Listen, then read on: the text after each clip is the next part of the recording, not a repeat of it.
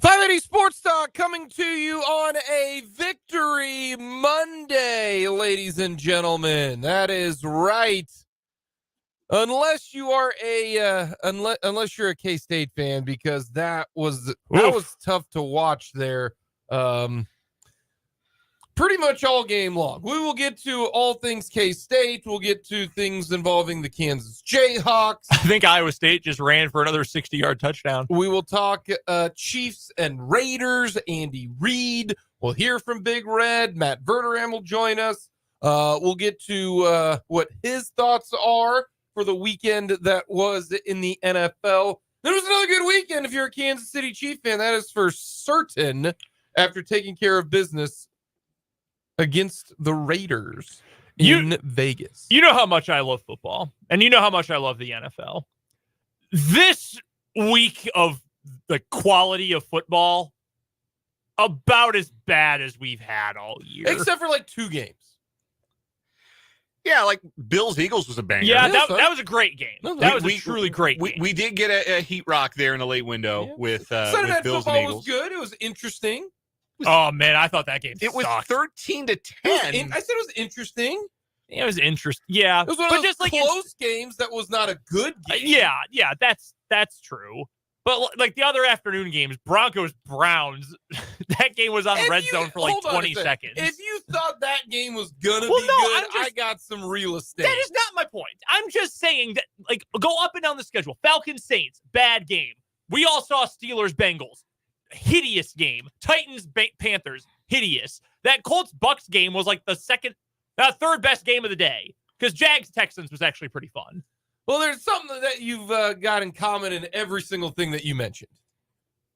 A lot of bad quarterbacks? A lot of bad quarterbacks. Yeah. If they didn't involve a bad quarterback, Story of the involved season. a team that's not very good. Story of the season. Yeah. Poor quarterback play. I think it's more that broader discussion point, obviously, but I really think it's more that than it's about all defenses are suddenly awesome now. We got a lot to get to. We will discuss all of that today. Let us know your thoughts. Hit us up on our text line.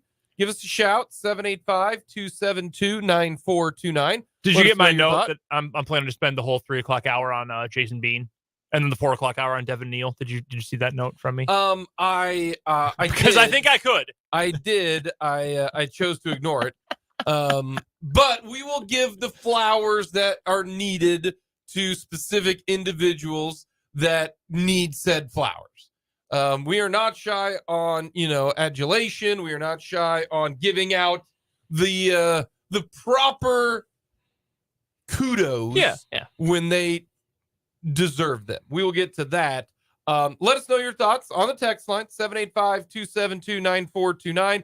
You can also let us know your thoughts on our YouTube stream. You go to youtube.com, search 580 Sports Talk, and it's right there. You can click on it. You can interact with us on the stream. Let us know in the comments section. So we got a lot of different ways. You can hit us up on Twitter at 580 Sports Talk. It is very simple. It is very easy. Somebody watching the video can tell us, but my head looks really big. Like I'm filling more of the space with my head, it feels like, than I usually do. Did you take HGH? No, I did not. I've cycled off of that for a few years now, once my pursuit of the all-time home run record came to an end, when I once again went unsigned by a major league team, despite years of steroid abuse in pursuit of the goal. Well, it is a little bit. Is the screen pushed up closer? I don't even know, man. It's just weird. This feels better now. Maybe, yeah. You all can right, see Dan's big melon. I got a giant stream. I'm looking if you want that. I'm looking over at the screen. You can do that. Mark suggests hopefully it could be the hat. I don't know. It's not. I don't have one of those big hats. I don't want one of those. I want a big hat so too. much. I reached out to the Big Hat Company. I wanted a Washburn one with the Ichabod logo on there. They don't have the rights to the Ichabod logo. I told them I'd give you $100 to get one of them big ass Washburn hats. You got to go to the black market. We got to go talk to Lawrence Beret. We got to go talk to the licensing department. Yeah. I want a big giant hat with just not the Washburn logo. I want the Ichabod Man logo on that thing. I'd wear that everywhere. All right, we gotta go Would talk to not someone. Yeah, care. we need the officially licensed, or we need a bootleg big hat Yeah, manufacturer. I need something. I would totally wear a big hat. Is anybody no making question. bootleg big I hats? need one. I remember. I will pay substantial money for a gigantic hat. And if you don't know what we're talking about, just Google big hat and it'll show up.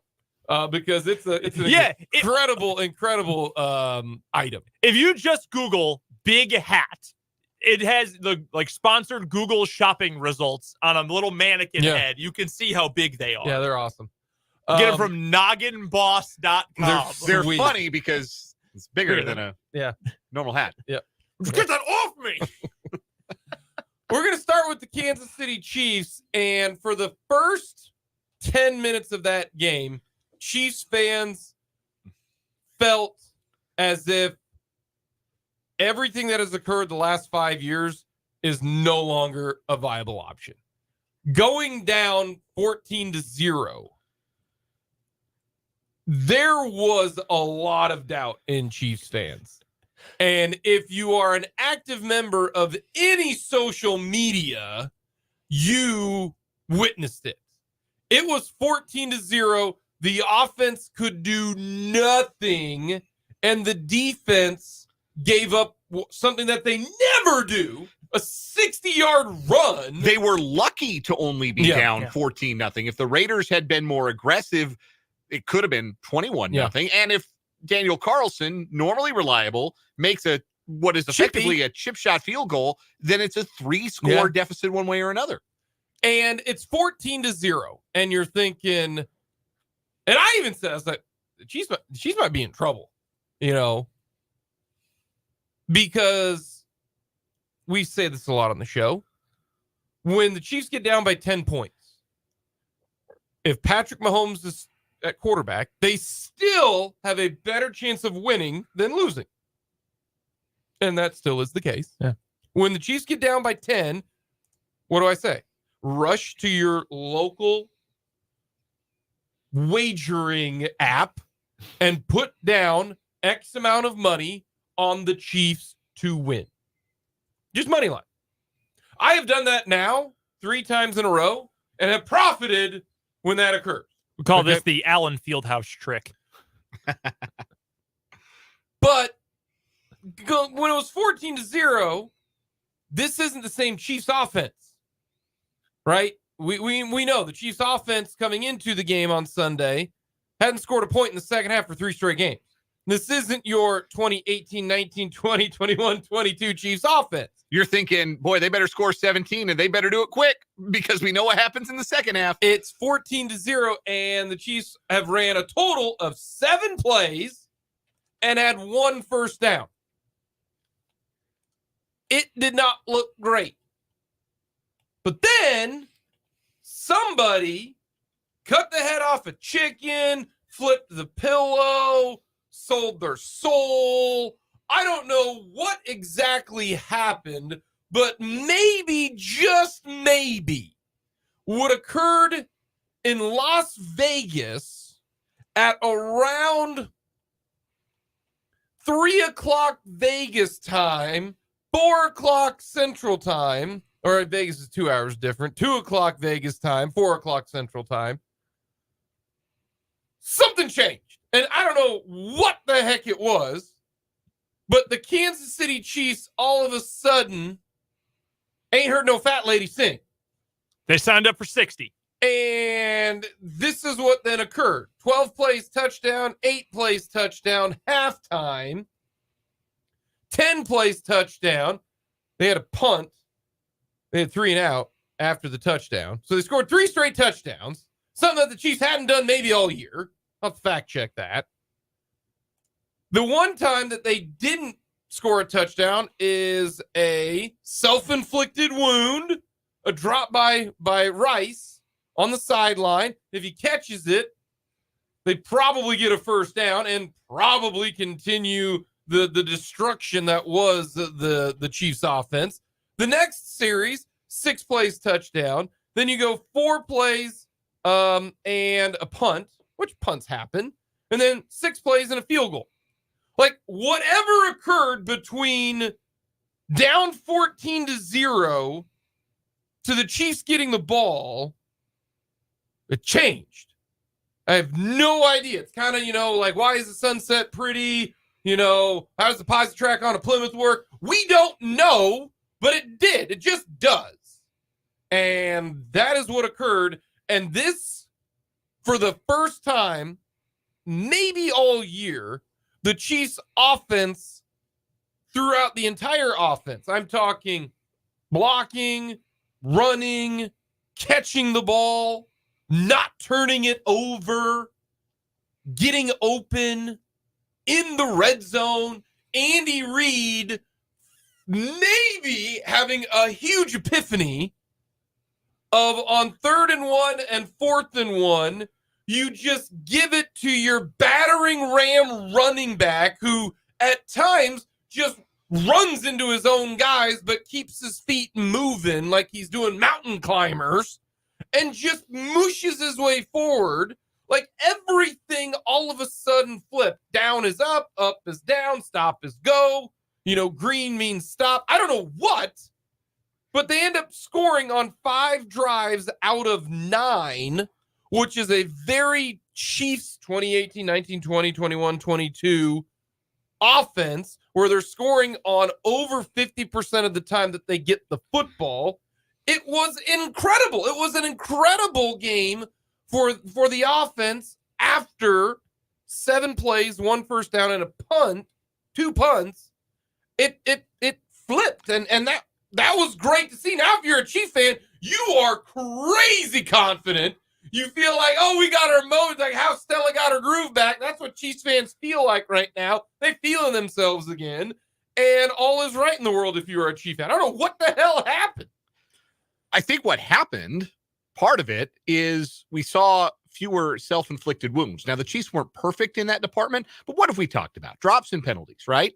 The Chiefs had 1 drop pass. And you mentioned it. It short-circuited a drive. It was Rashee Rice dropping that pass. A quick little sideline throw. You're going to get close to a first down, if not the first down, if you catch it. But Rice takes his eyes off the ball a little bit, makes a rookie mistake.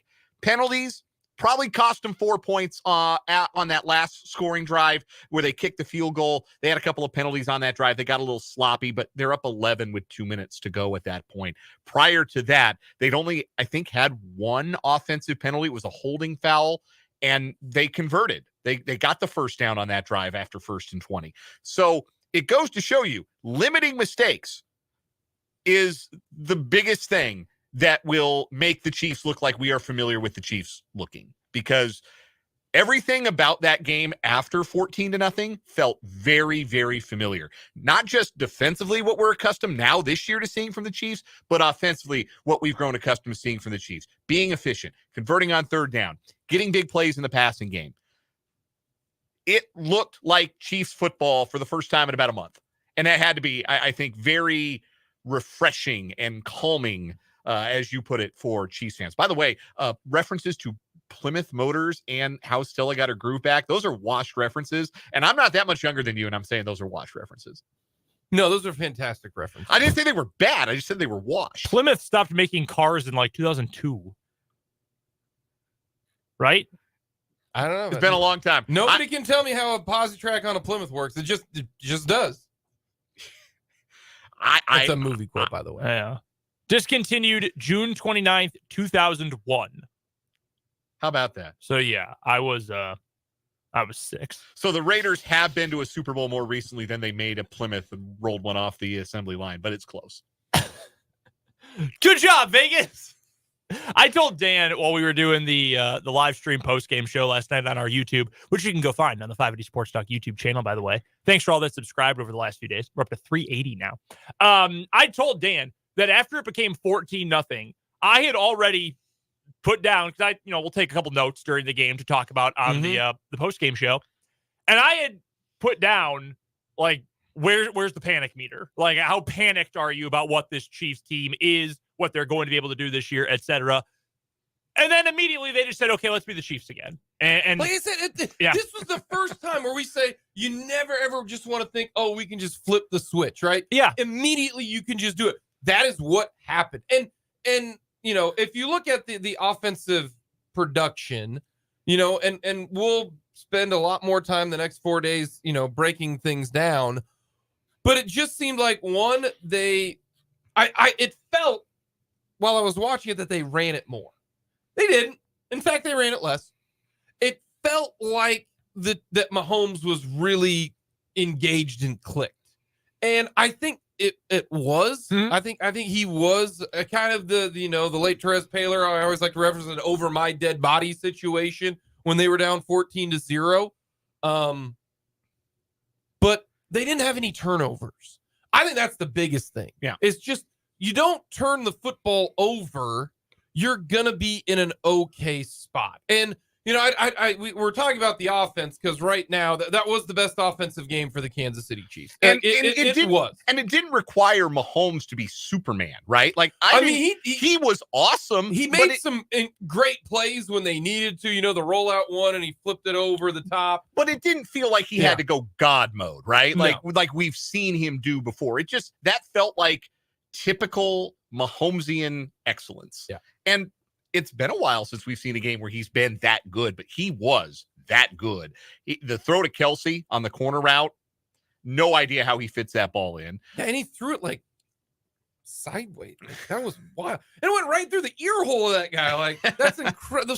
Some of the throws Josh Allen made one of those throws this week, and heck, even O'Connell threw an absolute dime out there to Jacoby Myers, And to just talk about the defense just for a brief second, the first two drives were one that I think the Chiefs were feeling it out a little bit, and normally they feel it out a little bit quicker.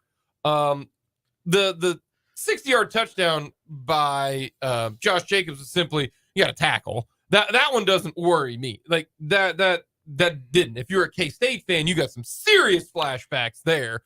But that was not needed, K-State. We'll get to you guys coming up in just a second.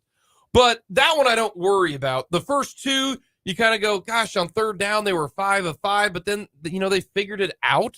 And L'Jarius Sneed was once again, the more and more I look at this, the more and more I'm going, yeah, maybe you got to pay L'Jarius Sneed for how well he has been and how good he's played. The one thing that they didn't do a great job of, I didn't think, and this was really one of the very first games that this has occurred, they didn't get a great pass rush in this game. At least that's how I felt watching the game. Karlaftis got the lone sack. It just didn't seem like they got a lot of pressure from the front four. McDuffie's a monster, man. I'm telling you, that guy has got some great blitz time. Yeah. He's so good. They didn't really dial up. It didn't feel like a lot of extra man pressures until the second half. And I think a lot of the success in the first half was predicated upon a lot of the passing situations that the Raiders found themselves in were either early downs or they were third and medium. And where you really want to see your pass rush tee off is on those third and longs, because that's when the play is going to take a little longer to unfold. So I think it was at least a product of some of the game situations. That's what the Raiders did a really good job of to start the game. They came out, controlled the line of scrimmage, got into third and manageable, and really clicked on third down. Once the Chiefs put them behind schedule, started putting them in third and medium to third and long, they couldn't really do much. And then you saw late in the game the pass rush really come on. You saw Chris Jones make an impact. You saw McDuffie and Sneed make an impact as blitzers. You saw Karlaftis' sack. That, I think, was the difference. Just getting into situations where you could put more pressure. And I think it is also fair to note the Raiders actually have played pretty well on the offensive line. I mean, I know I at least pointed out early in the year when we were breaking down the division. I mean, it's not a very talented group top to bottom. But actually, both Pro Football Focus and ESPN have them as pretty good pass blockers this year. And those are the two most accessible ways to grade offensive line performance. So I like to look at both and see how they compare and contrast. PFF has the Raiders 13th in the league at pass blocking, and ESPN has them 11th in the league in pass. So not elite, but actually pretty decent. So I see where you're coming from. I'm not worried about it, but it is at least worth bringing up because the other teams the Chiefs have played this year, they played the Eagles this past week, and they did pretty well against them. They're top 2 in the league. They play the Packers coming up this week, who despite a revolving door at offensive line at pretty much every spot but center, the Packers have been pretty good at pass blocking this year. Run blocking, different story. The Lions, we saw the, ups and downs against the Lions offensive line early in the season, but that was all the way back in week 1. No Menahu that game either. No Menahu in that game. And no Chris Jones. And no Chris Jones. Yeah. Chiefs still have Buffalo coming up after the Green Bay game. They're in the top 10 right now. I think in both, they're 7th in the league in both metrics. So there's some tests that are coming up for the Chiefs. Essentially, that's what I'm getting at. So I'm not super worried about not a ton of it against the Raiders, but it's something to put a pin in. That was the one part of that game defensively that I thought didn't quite play as well. We got lots more to get to. We'll recap the weekend with the good, the bad, and the ugly. But coming up next, Big Red makes history. We'll talk Andy Reid.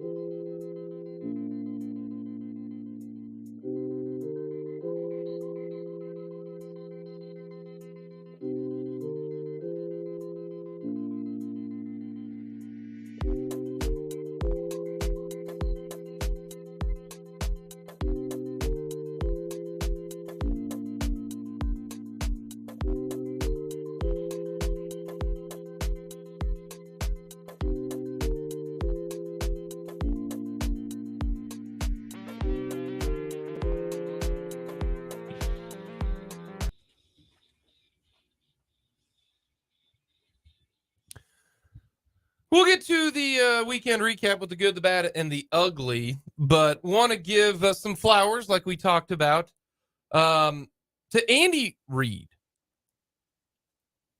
Andy Reid just passed Hank Stram as the Chiefs' all-time winningest coach. Andy Reid is 125-48 as the head coach of the Kansas City Chiefs.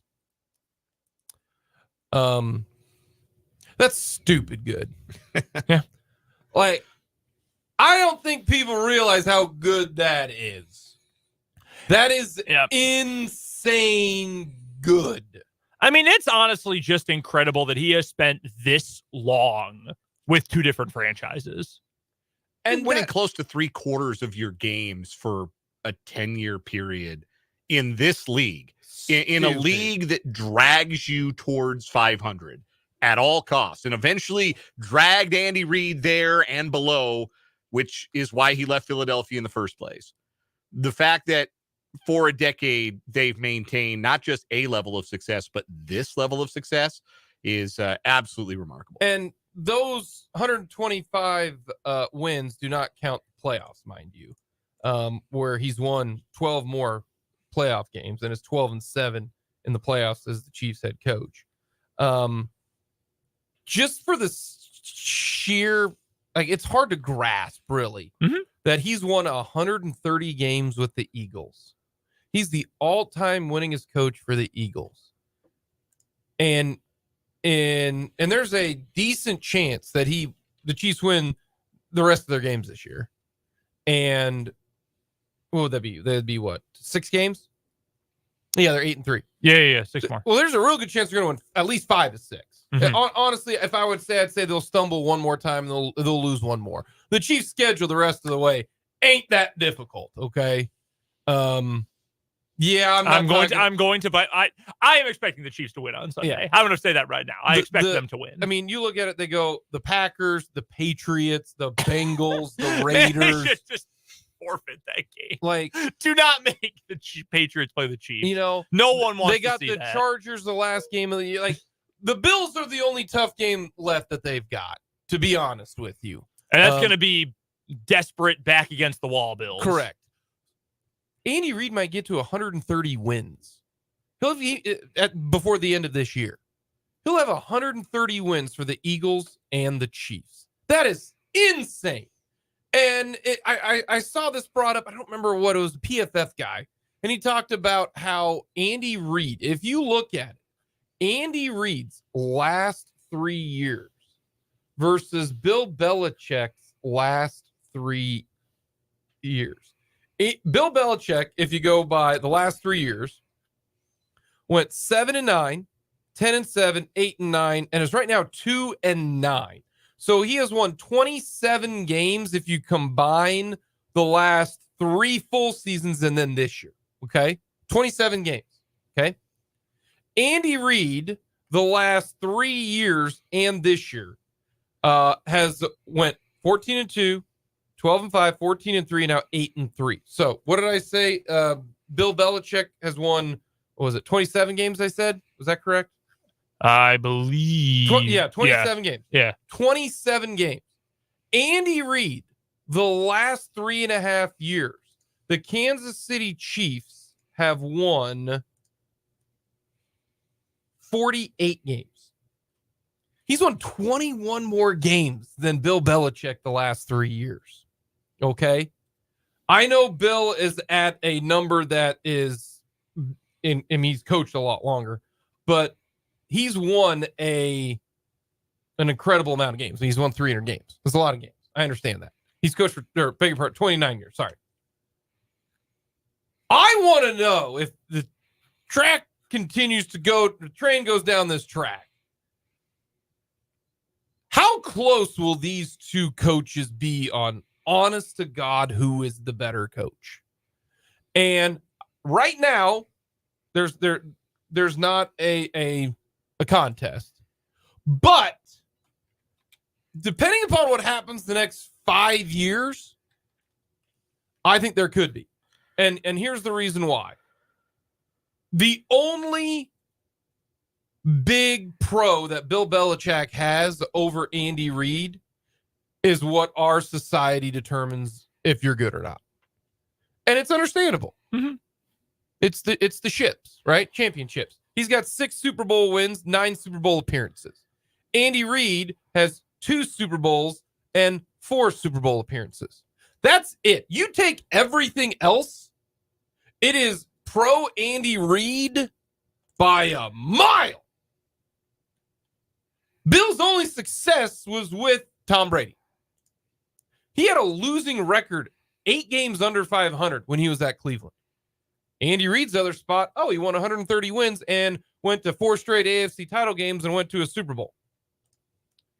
Like, the only negative for Andy Reid is you got to win more Super Bowls. And I'm not trying to say that's not a big deal. It is. It is the big deal. Mm-hmm. But he's already 21 wins to the good, and maybe add another 4 to that if you continue this. Maybe the Patriots win another game or 2, and Andy Reid ends up with 24 more wins over the last 3 years, and depending upon what happens in New England, depending upon what happens in Kansas City, if the Chiefs win 2 more Super Bowls and he's got 4 and Belichick's got 6, and that's it, no more Super Bowl appearances for Bill, and the Chiefs get 2 more Super Bowl wins. Okay, that's a lot, I understand. But to me, in order to make this honestly a legitimate comparison, you got to get to 4. Because if you can say Andy Reid has got this many wins, these 2 spots, can win everywhere, didn't rely on one guy, and he's got 4 Super Bowl, I think there's a discussion. But it's a lot tighter than I think you think, but that one portion of it's kind of a big deal. Well, I think the argument that will be the ultimate one that you have when it comes to Bill Belichick's legacy is, was it the Belichick way or was it the Brady way? Like what was the Patriots' success down to? Was it down to Bill Belichick being the coach and general manager and building these defenses and being able to have the extended success that no other team could match? Or was that simply having your career dovetail with the greatest quarterback of all time? And that's why, like, to me, that the answer has already been a lot shielding more towards, it's always the Jimmies over the Joes, or Jimmys and Joes over X's and O's. Yeah, you got Jimmy. I prefer Jimmy over Joe, but I was more of a Joe guy myself. See, I think I'm not saying it's close right now. No, I know what you're saying. Yeah, it could be if you got to win a couple more big dogs to do that. Yeah, but this is remarkable when you take a step back and look at it, what he's been able to do as an NFL head coach. I think when you break down what Belichick has done in his career, you obviously have to give a lot of credit to Tom Brady. But I mean, this is not the answer that works for sports talk radio. It's not the answer anyone wants to hear. It's not the one anyone wants to give. But Belichick developed a lot of the success that is attributed to Bill Belichick because he never had to worry about his quarterback. He never once for essentially 18 of 19 years or whatever it was, never had to worry about his quarterback. And it is fair to point out that the 1 year in the Brady era that he didn't have to worry about his quarterback, they went 11-5 with Matt Castle. With Matt Castle, they didn't make the playoffs, though. No, that's true. That's wild. You go 11-5 and don't make the playoffs. And not only that, but the greatest quarterback ever, who also was taking a below market value deal. They may have been circumventing the cap this year here or there, but you didn't have to pay him. You always throw that in there. Hey, you can go check out those TB12 financials. That's all I'm saying. But you didn't have to pay him 25% of the salary cap. You always knew he was going to perform, so you could afford to keep really good offensive linemen. You could afford to, for the second contract, not beyond that, but you could afford to bring in a couple big free agents. Remember Randy Moss, and keep those superstar linebackers and defensive linemen they had all those years. You could afford to do that, and you could allow that greatness to really shine through. And similar for Brady. Brady put up crazy numbers and won a whole lot and was certainly under pressure. I mean, you're an NFL have a top 10 defense every year and top 5, if not top 1 special teams every year. That's getting you the hidden yardage. That's getting you the takeaway. So if you had to pick one, I don't know how you do, and I'm going to cop out of that answer. I'm just saying they mesh so well together, whereas Reid is on the other side where he didn't have that for his whole career. But if you wanted to tell me right now, here's why Andy Reid is a better coach than Bill Belichick. Andy Reid got Kevin Kolb traded for. He got assets for Kevin Kolb from the Arizona Cardinals. One with McNabb, who's not going to the Hall of Fame. No. Good quarterback, but he's not going to the Hall of Fame. Went to a Super Bowl with Donovan McNabb. One with Michael Vick coming out of prison, resurrected Michael Vick's career, and turned him into the passer that nobody thought he was ever going to be before the unpleasantness, let's say. One with Alex Smith. One with a quarterback who people didn't think you could win with. One with him. And now has a partnership that has resulted in 2 championships with a quarterback who looks destined to be one of the greatest of all time, if he's not already that for you. And to do it in 2 different places, in 2 different conferences, over the changing era of football that the 21st century has been, you give Andy Reid a ton of credit for what he's done. It can't just be about the rings. But I know that is. But that's what we are as a society. That is the conversation. Unless that is what you're it breaks Bill down Russell. to. Unless you're Bill Russell. Because nobody thinks Bill Russell's the greatest. Yeah. But he won 11 rings. Rings, Ernie.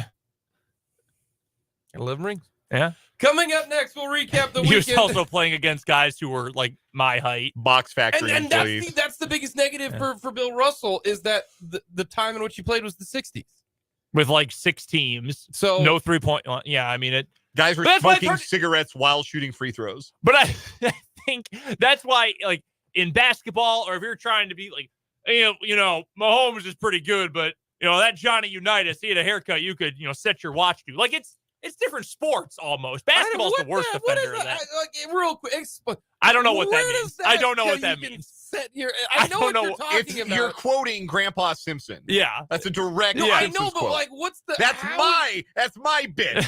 How do you set your watch? Anywho, but like it's hard to compare, which makes the Belichick Reed thing so interesting because they have actually been contemporaries. Yep. Coming up next, we'll recap the weekend with the good, the bad, and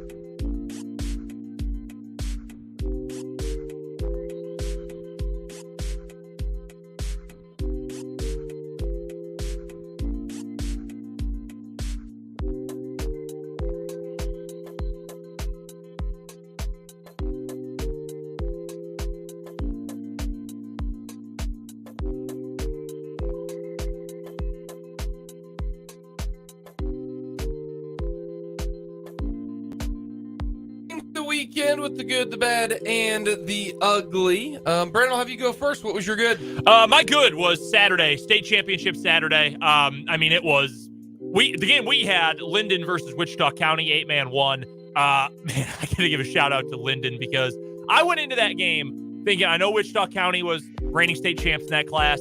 They were undefeated. Both teams were undefeated. They had a lot of talent, lost their best player from a year ago, but still really talented. And Linden went in there and whooped them. Smacked them. And two guys who stand out the most. Caden Massey is going to K-State. He a freak. I mean that in the nicest way possible. There weren't a lot of dudes on that field who were even over 6 feet, period. He's 6'8", 285. And a couple of times he got in the backfield, thought, oh my God, this poor quarterback from Wichita County is going to die. Like, he looked unbelievable. Tanner Heckel, quarterback and defensive back. I mean, where's he going to school? I don't think he's committed to anywhere for any sport yet. I mean, he's a good player. 3-sport athlete, really good basketball player. Good player. Good track athlete. This is why these kind of sports are just so awesome. He transferred in from Inman, where he was the last 2 years. Parents got new jobs at Linden. At Inman, he was the starting quarterback for the Teutons 2 straight years, runners-up in state in 1A, including that incredible game last year with St. Mary's. This year, transfers, brand new school, brand new teammates, only year, different level, different number of players on the field, and he had 4 touchdowns and almost 300 yards rushing in the championship game. I mean, just incredible. Really, but their whole roster was awesome. That was fun. A lot of fun games all around the state. Feel bad for Hayden. Obviously, Wildcats had an amazing year. That Cheney team was a beast, though. And in the weather with their kind of offense, it's tough. I know we'll get to that momentarily, but 6A was a great game. 5A was crazy. Mill Valley just going to score 100 in every game and maybe give up 90, but they still keep winning. A lot of really fun games all around. I know we've got our pal Jason, who's a big Axtell fan, who's a loyal listener. They won at halftime. They made the trip all the way down to Newton and got 24 minutes of football. Can we get a Linden Axtell game? Can we please do that? Brother, I would love that. Can we have that kidding. somewhere? I would love Can we get 8-man Grand State? Can we do that? I'm on board with that. I know. Now all these athletes got basketball now because they all play multiple sports. Boy, I would love to play that game. Winning a state final on the Mercy Clock is just remarkable. Yeah, that's all time. Not even the Mercy Clock. Like halftime is over. Like that's the rule. Obviously, in 8-man, it's not the rule in the 11-man classes. But yeah, you didn't get to play a second half. Yeah. We have finished our lunch. That's a impressive year. Well, big also congrats on a year for Jeff County North. Making their very first ever state title game. It just stinks that the weather that was a bummer. Dan, what was your good? Obviously, it was great to see family. Got to make it out. Me and my wife went out to Colorado, saw my side of the family for Thanksgiving, and that was really great as well. The inclement weather kept us off the road on Saturday. We had planned to drive back Saturday, but we decided we didn't want to drive into the snowstorm, so we just hung out an extra day in Colorado, and thank goodness for that, because Saturday's college football was awesome. Tip to tail, banger after banger after banger. Michigan, Ohio State was great. Apple Cup was great. Farmageddon in the snow was great, unless you were a K-State fan, then you hated the outcome, but it was a wildly entertaining game. Iron Bowl was incredible. It was a great Saturday of college football. We'll talk more about it later in the show, but I am grateful and thankful that I got to experience that on television.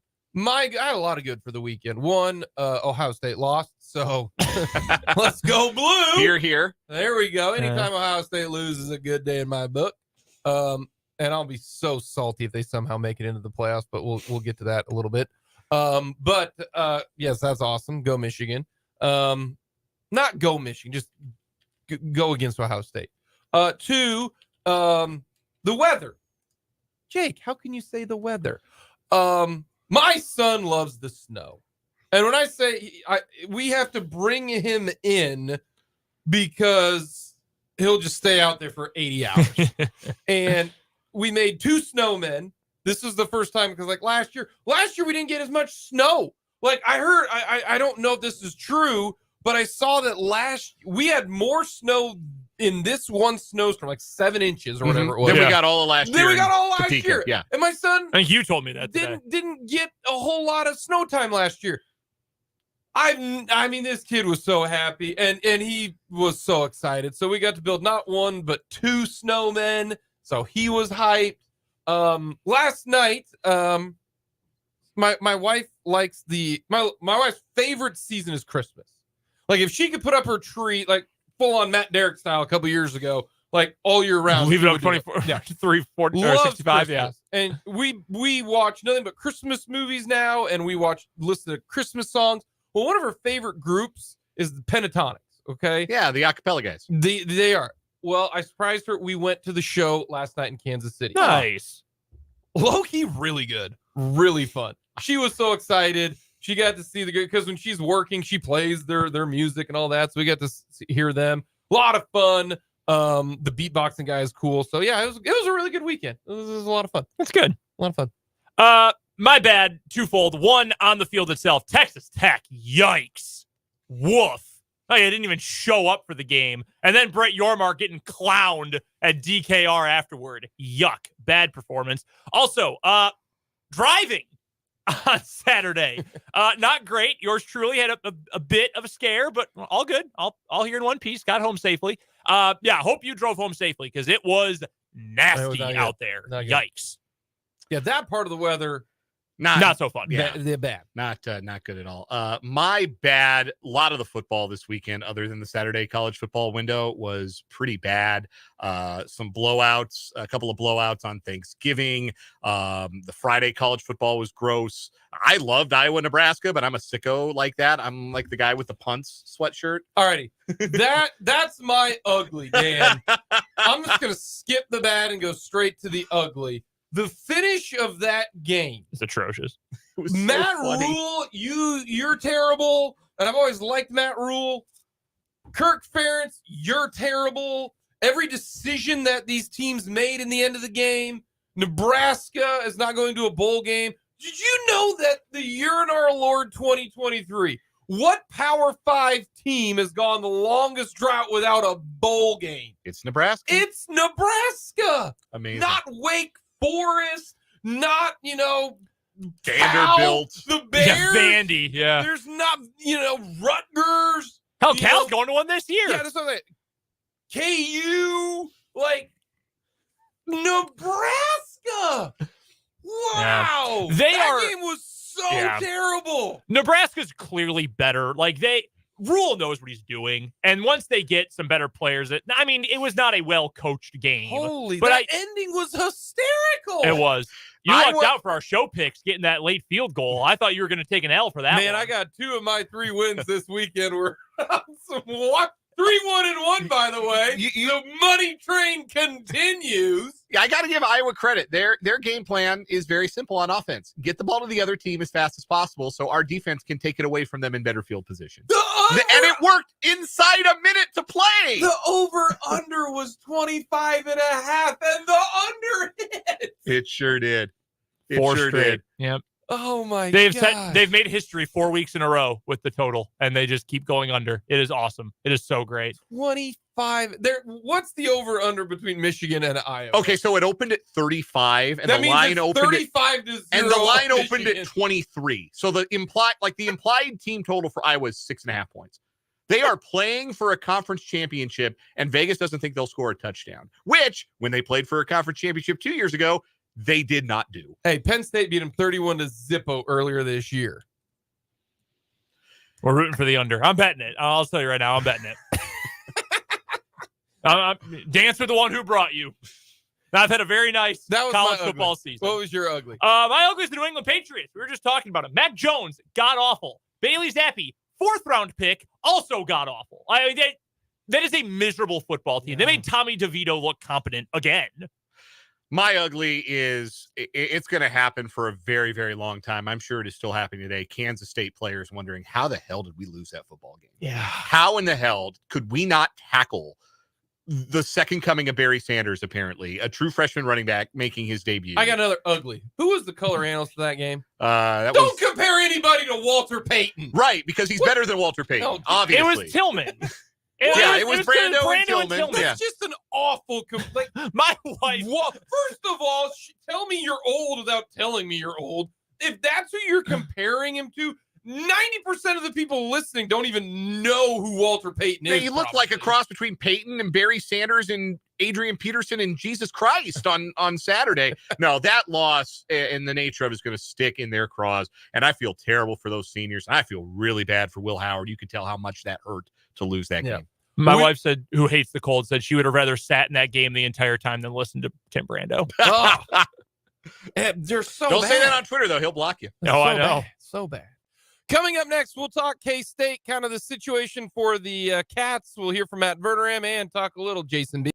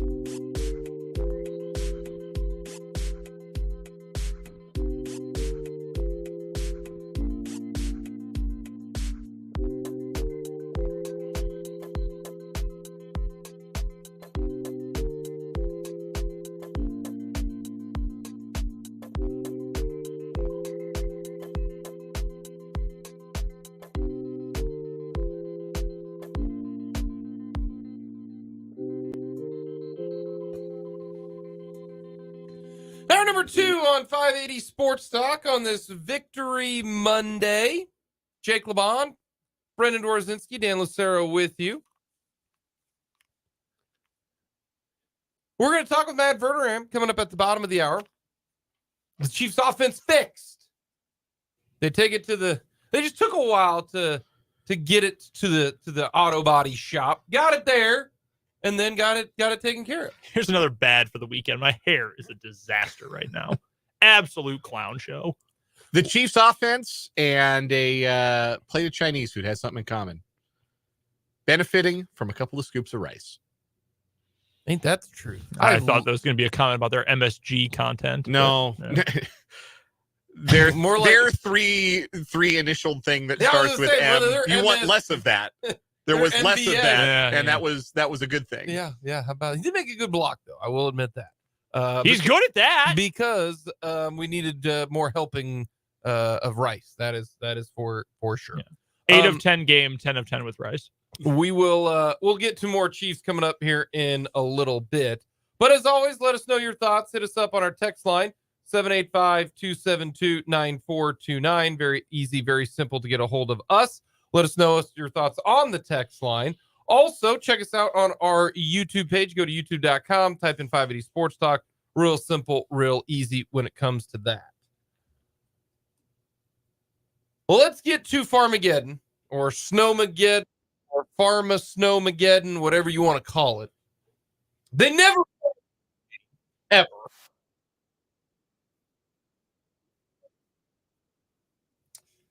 There aren't very many times where I seek out the video of stuff.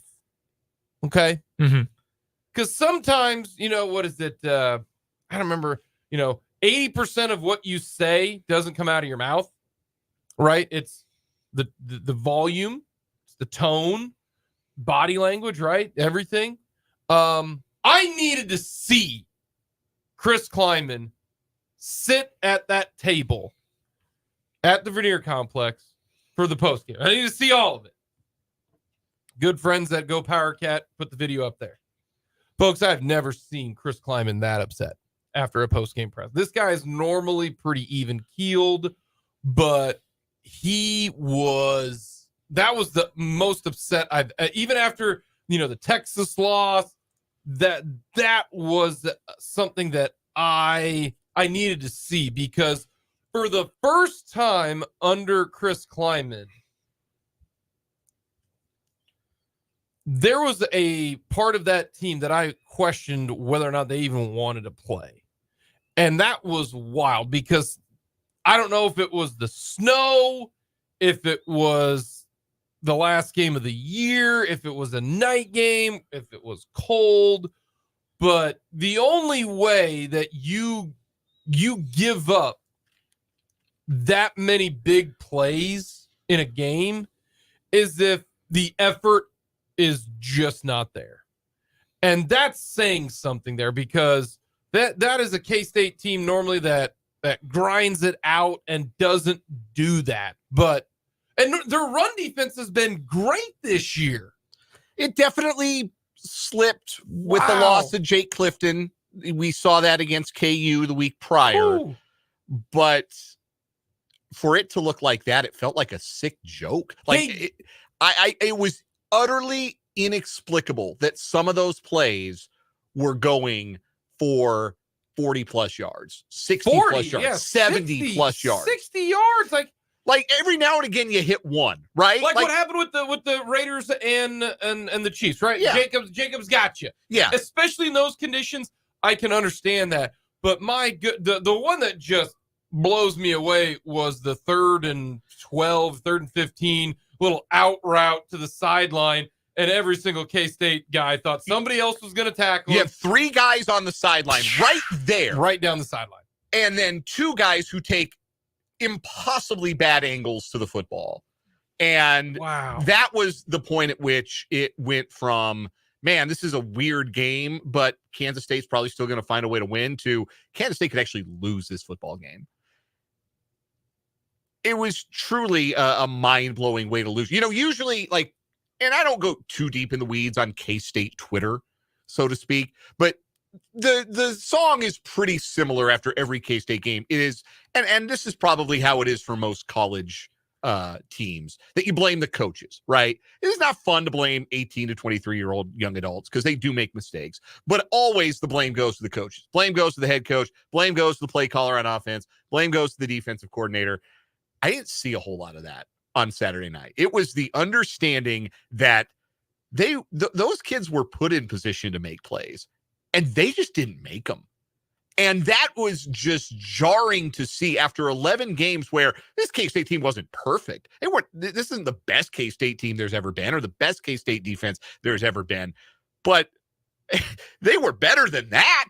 That was just so appalling and such a disappointing way to end what is an objectively good season for Kansas State. Like 8-4. If I'd said before the season started, Kansas State goes 8-4, and all 4 of their losses are going to be one-score losses, would you say that's a good year? This year, I would say they needed to get to 9 for me to say it was a good year. See, I think there are like 10, maybe 15 programs in the country that don't get to call an 8-win year a good year, and Kansas State's never going to be one of those programs. Like, you win 8. And all your losses are close. Like it'd be one thing if they went 8-4, but like they'd lost by 3 scores at Texas, and they lost by 10 at Oklahoma State, and Missouri had drilled them, and then they had a 1-score loss in there. You'd say, yeah, 8-4 is about this team. They were about an 8-4 football team. That's what's frustrating about this particular 8-4, though, because it's so close to being so much better. And at the end of the day, with Kansas State, with most, like all but, again, 10 programs in the country, the close games are always going to be the difference. Jake, you've talked about this covering Washburn football and the MIAA for years. There might be one program a year that has a significant talent advantage, like Northwest was that program for a really long time. But for the most part, the talent level is pretty tightly packed together. And the difference between a good year and a special year is what you do in those close games. And Kansas State played 5 one-score games this year, and they lost 4 of them. And that's the difference between an objectively good 8-4 record that's right around the baseline of what you expect Kansas State to achieve, and a season where they could be playing this Saturday. I view it a little differently. I think 9 wins was the good season mark for Kansas State. And maybe it's because of all of those close games that, normally, as you point out, K-State wins those games. K-State normally wins the close game. This year, it was the opposite. They were the Minnesota Vikings this year, whereas last year, they won 7 out of, 8 games. And that's usually how it works, right? Because that's what happened to Texas Tech this year. Tech had all the luck in the close game. TCU had last year. All the luck in the close games, and they go to the national championship game. This year, that luck turns around. TCU doesn't go to a bowl, and Texas Tech is fortunate to. I think 9 wins was the mark you needed to get to for Kansas State. To me, for this year, what 8 wins will always be okay. You go 8-4 in 12 games, but I think this year, with what they had coming back, all the old linemen, the talent that they had, which is a statement to this program, because I just said they needed to win 9 games this year to have a good year. Really good year is 9 games. They lost the defensive player of the year in the conference, the best running back not named Darren Sproles in K-State history, an All-American, and then 2 defensive backs who were NFL draft picks. Really, really good. That says a lot about the program to me than it does this year. But I think 9 was the number. I think, however you wanted to get to 9-3, I think was the year, and that's where I think K-State fans. And it's always because of. Does that change with the bowl game? I don't mean to cut you off, but like if they win the Pop-Tarts Bowl or whatever, do you say like, okay, that's 9, that makes me feel better? Or were you saying like 9 regular season? I think 9 regular season. No. I think K-State, if they went 9-3, like if they would have beat Missouri and that's the only thing different, I think 9 wins is the number. Like if you go 9-3, we have always said, and a lot of people believe this, it's easier to go from 3 wins to 8 wins than it is from 8 wins to 10 wins. And then there's even another step, 10 wins to 12 wins. That's the hierarchy to me. It's doable to go from 3 wins to 8 wins. KU and Lance Leipold have proven that, and they did that within 3 years, right? It's easier to make that jump. K-State showed you, hey, you know what? You can go from 8 wins to 10 wins like they did last year, right? They were excellent last year. It's also tough to stay winning 10 wins. But here's the best example of going from 3 wins to 8 wins. That's KU. K-State last year going, and then same thing, when it comes to K-State going from 8 wins to 10 wins. Going from 10 wins to 12 wins. Ask Penn State how to do that. Penn State has won 10 games for like 5 straight years. Mm-hmm. But ask them how hard it is to get to 12 wins. Really hard because that means there are no mistakes and you are beating the best of the best because Penn State is a good, really good team. Nobody thinks that they're a really good team because they never win their division and they lose the 2 biggest games of the year every single year. It's hard to go there, but I think K-State going 9-3 would have been a really, really good year. And it might be because the way it ends, right? We are such a product of your what have you done for me lately? Like if they'd lost this game a month ago, but they'd finished with the win over Kansas. Yeah, with Baylor or Kansas, something like that. Maybe, but overall 8-4. It's a frustrating 8-4. Like there are good 8-4s. Like if KU 8-4. That's not good. That's excellent. West Virginia was good 8-4 this year. Like that's a prompt that you feel good about. That 8-4. That's outrageous. The 8-4 that they had, West Virginia's AD is like, damn it.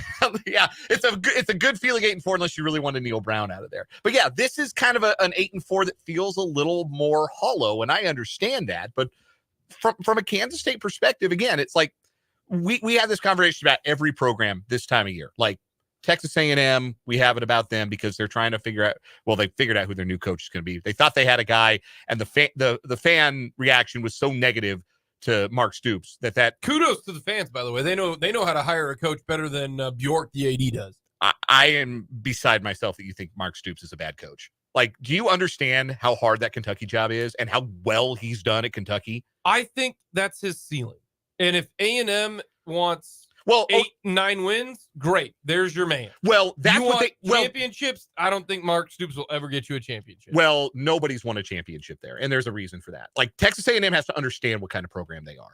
I think Kansas State has always understood what the Kansas State program is, where you may end up with like the ideal roster scenario and the right quarterback, and you win the close games, and you have a chance to win a conference championship at Kansas State. There aren't a lot of programs who can say their ceiling is a conference championship ceiling. Kansas State is one of those programs that has a conference championship ceiling. But when that is your ceiling, your baseline is a season about like this, where if you don't get the breaks in the close games, you don't find a way to close out the one-score games, you go 8-4, you go to a mid-tier bowl. That's not a failure. That's objectively good. There are lots of programs who would have loved to have had the season that Kansas State just had. But given the recent success, and given the fact that the ceiling is a conference championship at Kansas State, I think it is fair to feel a little bit frustrated by how this season ended, even if the outcome ultimately isn't anything to hang your head about. I think you can have a good season and a disappointing season at the same time. Like, objectively, you go 8-4. That is better than the vast majority of Power 5 and just FBS football programs.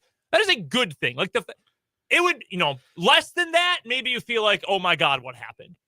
Look at the other programs who felt like their trajectories were heading in the same direction as Kansas State's coming out of last year in the Big 12. Look at what TCU did, going from the Natty to missing a bowl. Look at what Texas Tech did, barely making a bowl, and their lasting image of the season, their final games, getting sandblasted by Texas. They win that's a bad 6-6. Now, I do think, and I did spend a good amount of time because I do like to dive into I like to enjoy a good meltdown. I've always said the best meltdowns belong to Milwaukee Bucks fans. Giannis could go for like 45. They lose by 1 in overtime. You would have thought they just dropped the A-bomb on Milwaukee. Like, it is a total nightmare every time they lose. K-State is probably up there, and that's both a compliment and maybe like a thing to work on if you're a K-State fan. I'm being honest and earnest, trying to help you be your best self. But I was trying to dive into just how people were feeling about it, message boards and Twitter and talking to my friends who are K-State grads and all that. It feels like, to me, a lot of K-State fans, and I would love to be told if I'm wrong here, it felt like kind of a missed opportunity this year more than anything, that not only did you have the talent to probably compete for a 10-win season or make it back to Arlington, even if you don't win when you get there, to make it to maybe you make it to a New Year's Six bowl if you get the right breaks in the right moments. But you got to understand that going forward in the Big 12, there is no blue blood program. Like Texas and Oklahoma, as annoying as they have been, UT especially, like those have been the programs of the conference. Similar to how Ohio State and Michigan, and to a lesser degree Penn State, maybe Wisconsin, have been the Big 10. And USC, in theory, should be the Pac-12, along with Oregon, maybe Washington. Those have been your power brokers of the conference. They're gone. It is wide open. OU has owned this conference for forever, save for a couple years sprinkled in here and there since, 2000, pretty much? Yeah. And it felt like there was a chance for everybody, really, in the league, maybe not the newcomers, but to kind of establish themselves as like, hey, now it's our turn. Like, we are going to build a lot of momentum and go into the 16-team era next year and beyond with a lot of positive momentum and feel like now it's our league. Now we're going to be at the very top. And that can still change. Like, if Avery Johnson, for example, is as good as he is made out to be, as his recruiting pedigree indicates he can be, there's no reason why K-State can't be that team. Absolutely no reason. Maybe some better tackling effort, but also at the same time, offense wasn't the reason they lost on Saturday. Yeah, there was a lot of people who were upset with Will Howard. It wasn't an A+ game for Will Howard. There's no reason he should have thrown it that many times in the snow. But you know what? It wasn't an F- game from him. He threw for a touchdown. He ran for another. And he poured his freaking heart out on the line, too. He never shows emotion like that on the field. And you could tell how much that ate. You gave up 42. That ain't the offense's fault. When they ran 35 plays. Yes. Let's not forget that. 42 points on 35 plays. Yeah. You score 35 at home, you should win that game. And K-State was winning that game all year, and they didn't, and it had nothing to do with I want to get to the text line real quick. It said here, I'm not sure how you guys feel about it, but with Chris Klieman, I'm kind of expecting more out of him from a coaching standpoint to reflect the record that he had at North Dakota State. So can I address that real quick? Because it sort of dovetails a little bit with what I was trying to say. Like, it just sort of feels like you win that conference title. You have had multiple 8-win seasons already under Chris Klieman. It feels like, okay, what's next? And you get a taste of it, and then you want more. It's, okay, you want to use the basketball team at K-State, for an example? Like, if they come out this year and they have an okay year, but they're like, they go to Dayton for the first 4. Like, they're an 11 seed that plays in Dayton, makes it to the first round and loses. Like, yeah, it's only 68, 64 teams make the NCAA tournament. You did better than 200 some odd teams. Yeah, 300 now. But, like, yeah, we made an Elite 8, though. We had a great transfer class. Like, this, we should be getting to those levels. I would imagine, and again, I'm not a K-State fan, and I would love to be corrected if I'm wrong, but it just sort of feels like you had the chance to have greatness again, and you came away with just good. And to me, and this will be kind of the last thing because we'll get to KU, even though not a whole lot to recap that one. But what Chris Klieman did at North Dakota State will never be done again. Okay, that's so, not at this level for sure. He was in charge of 1AA Alabama or 1AA Georgia. There's a big difference between the caliber of job North Dakota State is at that level. That'd be like saying, well, Lance Leipold should win 6 straight national championships because he did that at Whitewater. Now he was in Division III Alabama. Like, there's a difference in what you're actually capable of doing. He went 69-6 as the head coach of North Dakota State and won 4 national titles. And the one year he lost was in the semifinal. So, and you talked about expectations. Like, if you expect to win national titles at Kansas State, that I don't know how many people across the country would say that, yeah, I expect Kansas State to play in national title games. Like that's why it's okay to have high expectations, but then there are 15 to 20, and that's generous. No, there are maybe 10 to 12 is more realistic. The number of programs where your ceiling is national champion, and Kansas State realistically is just not going to be one of them. But in a 12-team playoff era, win your league, get in the playoff, anything can happen. That's the upside of the 12-team era. I mean, if you think about it, there's honestly probably like 6. Oh, it's more than that. As of late, right now for a good 4-year stretch, it was 4. I mean, it was Alabama, the Michigan, Ohio State, and Clemson. That was it. Georgia is on that list. And then but like LSU, even though LSU is there, USC is there, Florida and Florida USC State are not there. Yes, right they now. But are.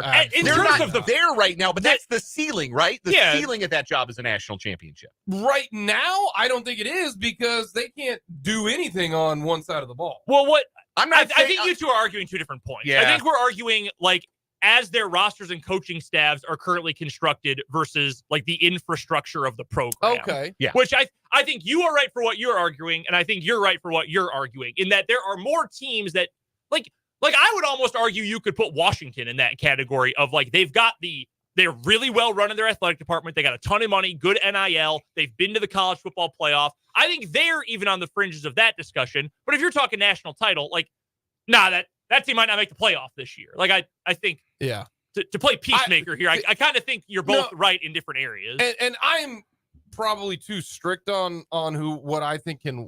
I get where you're coming from, though. That's the best part about, I heard Kirk Herbstreit today starting to say, like, oh, this game between Ohio State and Michigan won't matter next year because they're both going to be in the playoff.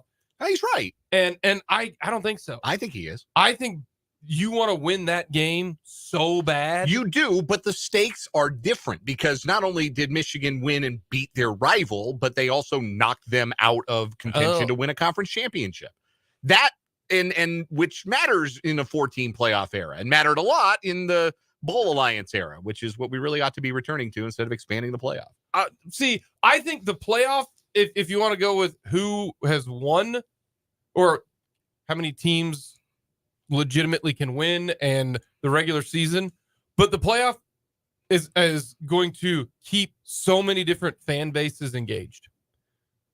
So many more fan bases. This is all about eyeballs and the dollar signs. The more teams that have a chance to make the playoffs are going to be watching this weekend.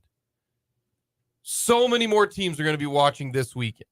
The game that'll matter, like Louisville, Kentucky, that would have mattered this year if it was going to be a 12-team playoff.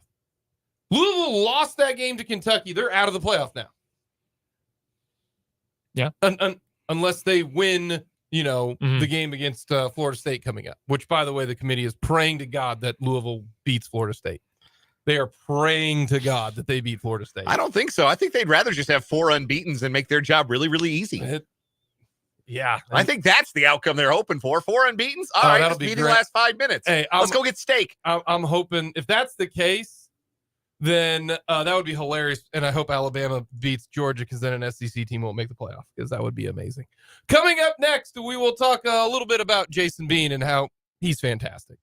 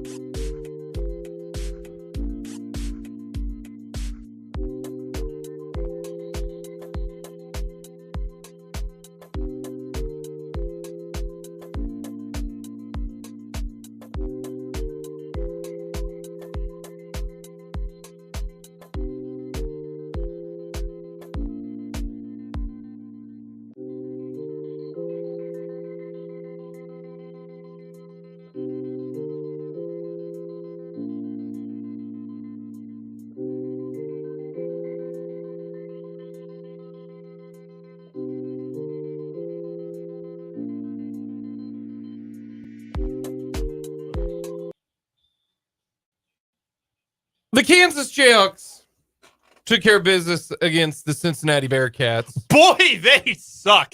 Holy crap. No, KU. No, they not played KU. great. No, KU was awesome. What are you talking about? I'm talking about the Cincinnati Bearcats. I know. They're disgusting. They're bums. Really bad. You want to? Good Lord. You want who's not really bad?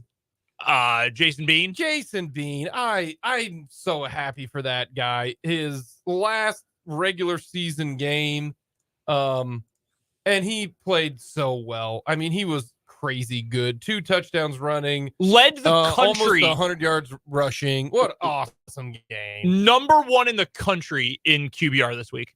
Number 1 in the entire country. He was awesome running the ball. Yeah. Fastest player on the field again. Accurate. Stop yourself from thinking KU wins by 10 points if he plays last week. Like if you go back to the going KU back game. to the K-State, because I know it's water under the bridge. And like you said last segment, 8 wins at Kansas, 8 regular season wins has not happened since 07. 8 period has not happened since 08. This is the best team at KU in 15 years easily. Maybe better than that 08 team. I mean, Reesing was pretty incredible, but you know what I mean. And yet there's still that little bit like, oh my God, if he had come back to practice like one day earlier, you probably win that game. And then a 10-win season is on the table. And I don't want to focus on the negative because it was an awesome game. And I hope Jason Bean is from every KU fan who is a fan right now. He might not be a Ring of Honor guy. I hope you appreciate what this dude did by coming back. Because don't forget, he was going to leave. We thought as of like last November that he was done with football when the year was over. And then we thought his career ended on that terrible 2-point try against Arkansas in the Liberty Bowl. That wasn't his fault. That was coaching, yeah. But then he came back. And KU's not an 8-win team this year if they don't have Jason Bean. No disrespect to Cole Ballard. This is a team that's fighting for a bowl. Yeah, may not have made a bowl. No. Yeah. Like that's a big deal. It's such a thankless role, right? Being the backup when Jason Bean did not come into fall camp thinking I got a real chance to win this job. He knew exactly what time it was. I'm backing up Jalen Daniels. He knew exactly what time it was. And to volunteer for that, to volunteer to be the guy that backs up the guy who took your job once already. Yes, when you've only got one more year of eligibility and that's how you want to use it, like that takes a certain kind of person, never mind player. It takes a kind of person, an egoless person to say, this is what I'm going to do. And it is very cool to see him get rewarded. Now, unfortunately, it comes at the expense of somebody else. That's kind of the way the next man up thing works. Like one person's success is because somebody else didn't get that opportunity to shine. And I still feel bad that Jalen Daniels didn't get an opportunity to build on his incredible 2022 season. But for the spotlight to shine on Jason Bean and for him to do what he did in that spotlight, so impressive. Yeah, that was cool. Yeah, kudos to Jason Bean. And KU's going to go to a good bowl. That's going to be fun. Real quick. I do not care who wins the Doak Walker Award ever again. Put the trophy in the trash. If you're not putting Devin Neal on your list, you're not paying attention to college football.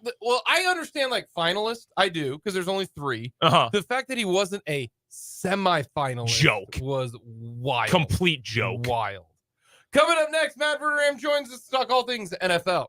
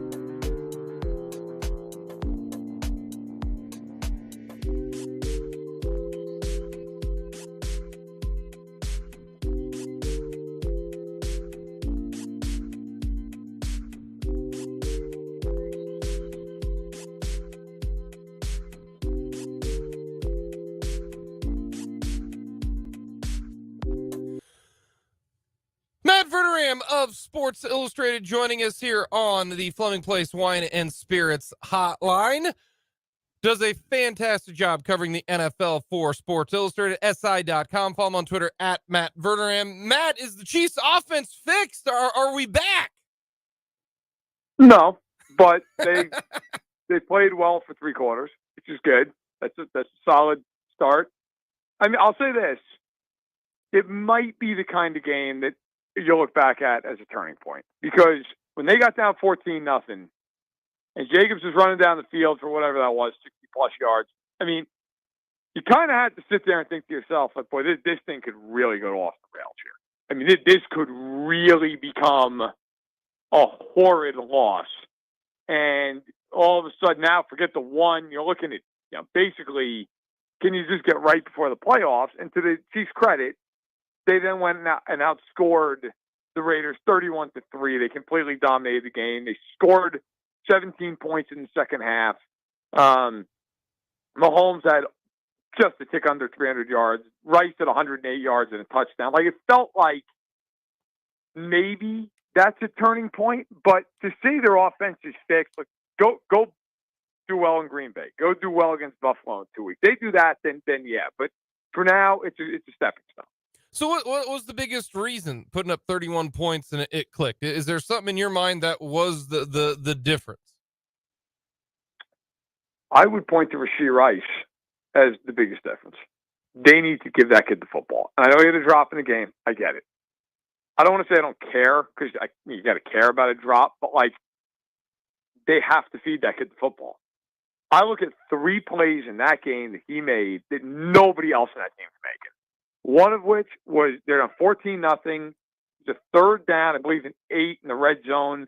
And he caught about a 5-yard drag route and had a defender literally on top of him and just took the guy for a ride for 5 more yards, pick up the 1st down. They score a touchdown. Any other receiver on that team, it's a field goal. Then they hit the 39-yard touchdown to him, catches the ball, outruns everybody, breaks a tackle, goes into the end zone.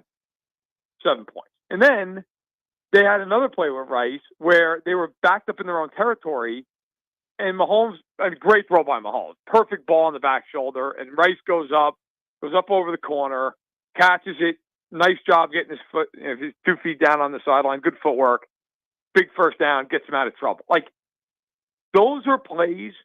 Who else is making those on this team right now? Who's doing it? And you could maybe argue Watson on the touchdown. Maybe he does it. He's fast enough. I mean, there's nobody on that team making those 3 plays, including Kelsey, by the way, that Rice made. Nobody. So I think for the Chiefs, you got to run that offense through him, obviously through Kelsey and Pacheco. It should be those 3 getting the lion's share of the targets and the touches. If you are the Chiefs defense, is that just another feather in your cap, holding a team to 17 points, or were the first really 3 drives a concern? No, I think, look, had they played like that all game, it would have been a concern, but they really rectified the situation. And it wasn't like, as the game went on, the Raiders were just beating themselves. I mean, the Raiders didn't have a turnover. They didn't, they didn't give up many sacks. Only gave up 1 on the day with Karlaftis. They had a pretty good plan, honestly. They didn't take penalties. I mean, the Raiders, you're always kind of associating them with taking 12 penalties every game. They didn't do that. In fact, I don't know. They took 1 penalty the entire game. If they did, it was like 1 or 2. So I thought the Chiefs defensively, look, the early part of that game, they were a disaster. And then they rectified. It reminded me kind of the Chargers game, where the Chargers came out and did everything they wanted to do early. And then the Chiefs kind of found themselves, and that was it. The Chargers didn't score again. Well, the Raiders got a field goal, but, the big play of the game, 28-17, you're trying to put them away. And the Raiders, I think, rightly went for it on 4th and 1. There were about 4 different Chiefs that almost took the handoff on that play. So, I think ultimately, if you're the defense, you're saying, hey, look, we got to correct some of that stuff. Can't have that early mistake. But overall, yeah, I think you feel pretty good about it. If you're a Chiefs fan right now with what kind of has occurred in the AFC, Baltimore is at 9-3, but they haven't had their bye week. It's this week, and the Chiefs beat the Packers. Right. They're 9-3, and then they obviously overtake the 1 seed. But you look at the rest of the Chiefs' schedule. I I mean, is it the Arrowhead Invitational again? If they don't get the 1 seed, something's kind of wrong with the schedule that they got with obviously the Bengals. That's not going to be as much of a contest as it was. The Bills, maybe because they'll be playing for their entire playoff life. But right now, if you're a Chief fan with the schedule coming up, I mean, you got to think number 1 seed or bust here. Yeah, no question. No question. I mean, listen, if you're Kansas City, you know that the following is true. You have 6 games left, and if you win 5 of them, you're the 1 seed unless Baltimore, Jacksonville, or Miami win out. And the reality of it is those teams aren't winning out. So if you're the Chiefs, you've got to look at this thing and go, hey, the Packers up next. Packers are playing a little better, but the Chiefs are a touchdown favorite on the road in that game for a reason. They should win that game. Buffalo's the one game you look at and go, okay, that's the hardest game left. Again, the Chiefs are going to be favored, and they ought to be, but that's the hardest game. After that, it's the Pats, the Raiders, the Bengals with Jake Browning, and a Chargers team that's going to be cooked by Week 18. I mean, that if you're the Chiefs, you should be looking at that going, 5-1 is not going to be a problem, and it shouldn't be. I mean, frankly, they should probably put it on the table, but 5-1 with their roster and getting Nick Bolton back at some point in there, yeah, I mean, if you go 5-1, you're going to be the number 1 seed, barring a miracle. So, yes, I think for the Chiefs, you should feel like, hey, number 1 seed is in our grasp. All we got to do is get there. They could even do it by going 4-2, but if they go 5-1, they just about assure themselves of it. Last thing with the Kansas City Chiefs, will we ever see an individual do what Andy Reid just did? Now, I don't know win totals from all the other teams, so that's maybe out of my scope. But the fact that he's won 130 games at Philly, all-time winningest coach in Philadelphia Eagles history, and now is at 125 already, just past Hank Stram. Will we ever see somebody be the all-time wins leader at 2 different NFL franchises ever again? It's a good question. Probably not.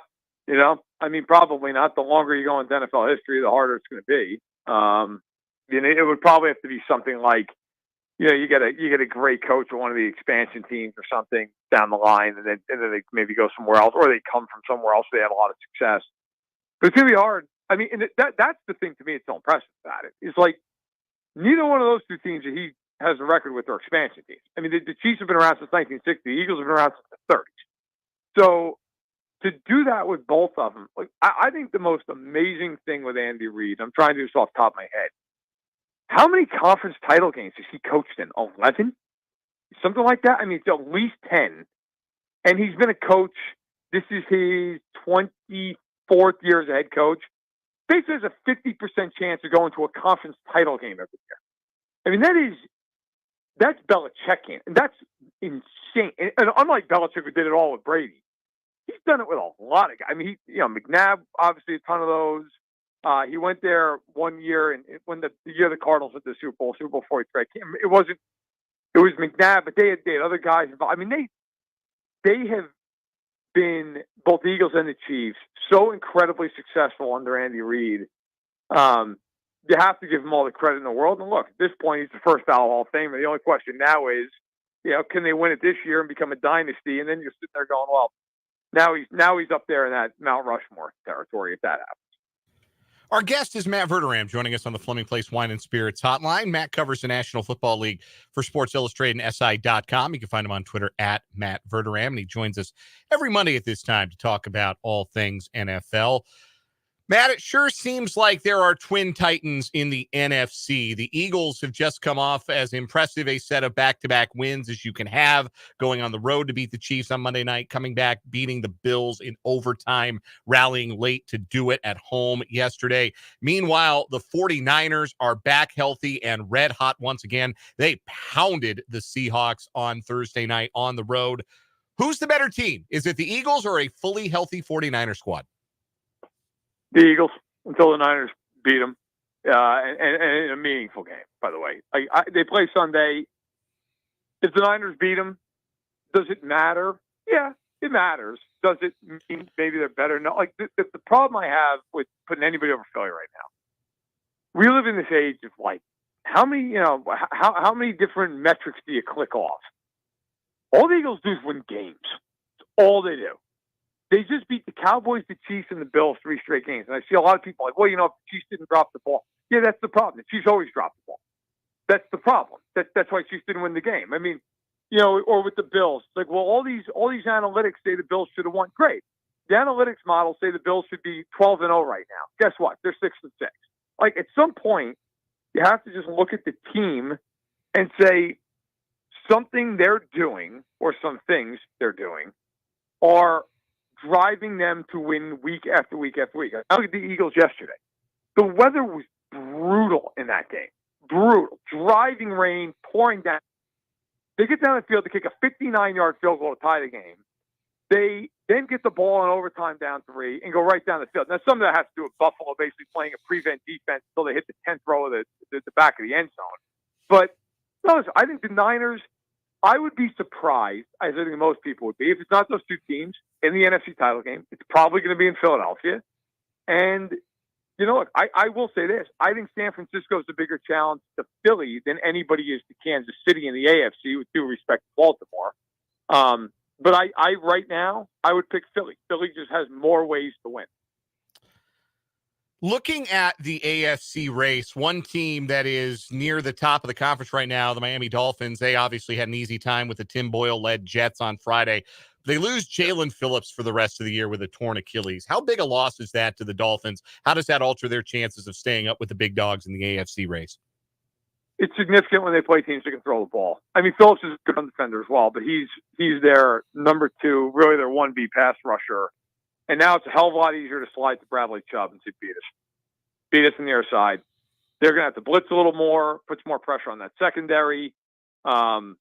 It's challenging. I mean, Jalen Phillips is a really good young player. I remember at the beginning of the year, I highlighted him in one of the pieces I wrote over at Sports Illustrated. Like, look, watch for this guy. This guy can really play. And he was having a really nice campaign. So with him being out, it hurts. Look, the Dolphins, they got 3 weeks to kind of figure it out without him, because they don't play a very tough schedule these next 3 weeks. They play Washington, they play the Jets, and I forget the third team. They play another team in there that they should handle with considerable ease. But then the last 3 weeks, Dallas, Baltimore, Buffalo. I mean, you need to figure it out before you get to that stretch. So it'll be very interesting. But I think the Dolphins still are a team that they're a threat in the playoffs. I don't know that I think they can win the Super Bowl, but I do think that they're good enough, even without Phillips, that on any given day they could go give somebody a real challenge. A 2-part question for you here, Matt. Number 1, what was your favorite memory from the Frank Reich era in Carolina? And now that it is over after 12 weeks, where do the Panthers go from here? Is that an attractive job moving forward, given the apparently meddlesome ownership of David Tepper? First of all, my favorite memory of it was the press conference. I mean, was there any other memory? And then the second thing, look, it's not an attractive job. First of all, you don't have a first-round pick this year, which literally might be the number 1 overall pick. That's not great. Number 2, there's a team that right now, who do you look at as a pillar? You can't say Bryce Young. He has 9 touchdowns, 8 picks, and he's averaging 5.5 yards in a 10th. It's been awful. You can't say Bryce Young. You can't say any of the offensive playmakers on that team. You can't say the line. I mean, Brian Burns is terrific, but I mean, they're 1-10 with Brian Burns right now. He's not the problem, but he's not such an overwhelmingly great player to keep position that you say, well, we can build around him. They are bereft of talent. They're bereft of draft picks. And on top of that, you got an owner who just fired a guy after 11 games. So if I'm, let's just say, Ben Johnson, the offensive coordinator with the Lions, or I'm Lou Anarumo with the Bengals, I'm not taking that interview. For what? To go there with a team that I can't even improve, with an owner that just fired an established head coach after 11 games? What makes me think I'm lasting more than 11 games? Why would I mean, and this is a guy that, look, people forget this now because they're atrocious. They almost made the playoffs as a division winner last year. And Steve Wilkes had them playing really good football with a limited roster. And a lot of people in the league thought, hey, Wilkes should get that job. And they really didn't give him much consideration. And Reich gets the job. And I'm not denigrating Frank Reich. I think, look, he had a hopeless situation there. But, you look at Tepper and say, well, what is the decision-making process? There was a lot of talk around the league going into the draft. Like, well, does the whole building really want Bryce Young? Do they want C.J. Stroud? There was a lot of talk that maybe there was a split there. So Carolina's a mess. I would not think that they're going to have coaches lining up out the door to get that job. We're chatting with Matt Verderame, national NFL writer for Sports Illustrated and SI.com, joining us here on 580 Sports Talk. Matt, I'm going to ask you a completely self-serving Jordan Love question, so apologies for that. But is he here? Has he arrived playing better and better each of the last 4 weeks? He was just magnificent on Thanksgiving. Has he finally arrived as the quarterback of the Green Bay Packers? I'm going to kind of go back to the first answer I gave. I mean, I don't know that I'd sit here and say he's arrived in the sense that the Chargers could make you or me, I think, throw for 250. True. I mean, it's so bad. And then, of course, by the way, the Chargers last night finally played defense and they can't score a point.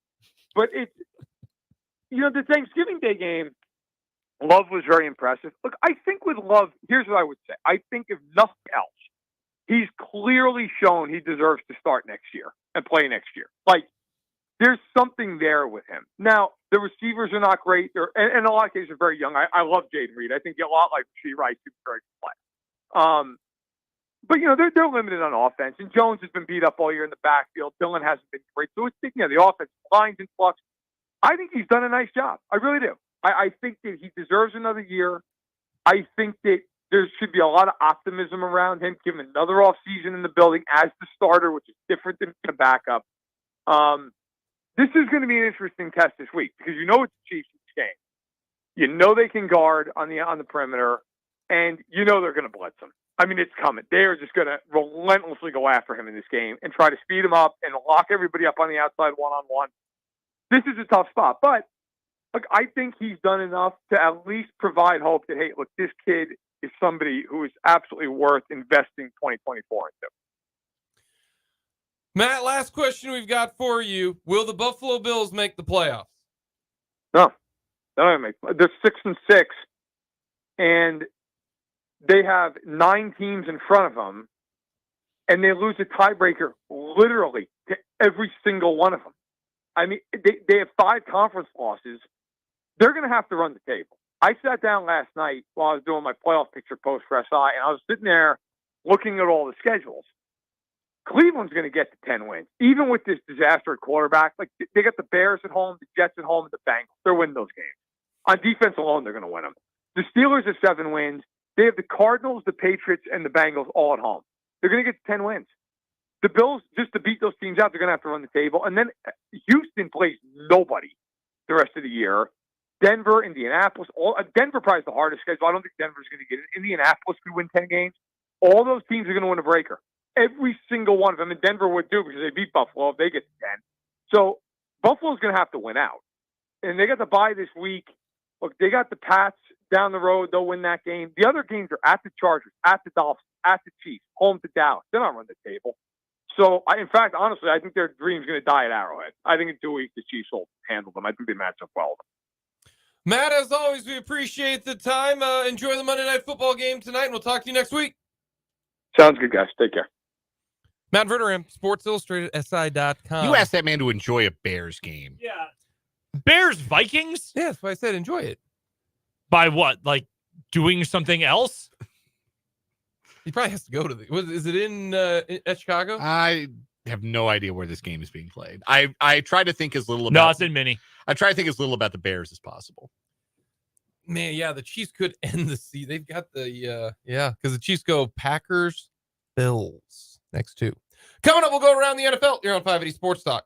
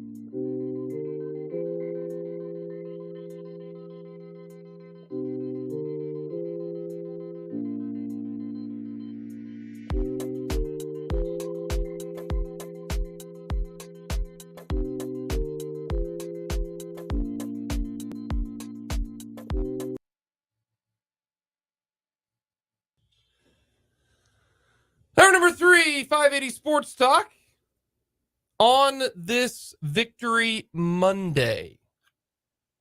Jake Levon, Brandon Dworzinski, Dan Lucero with you.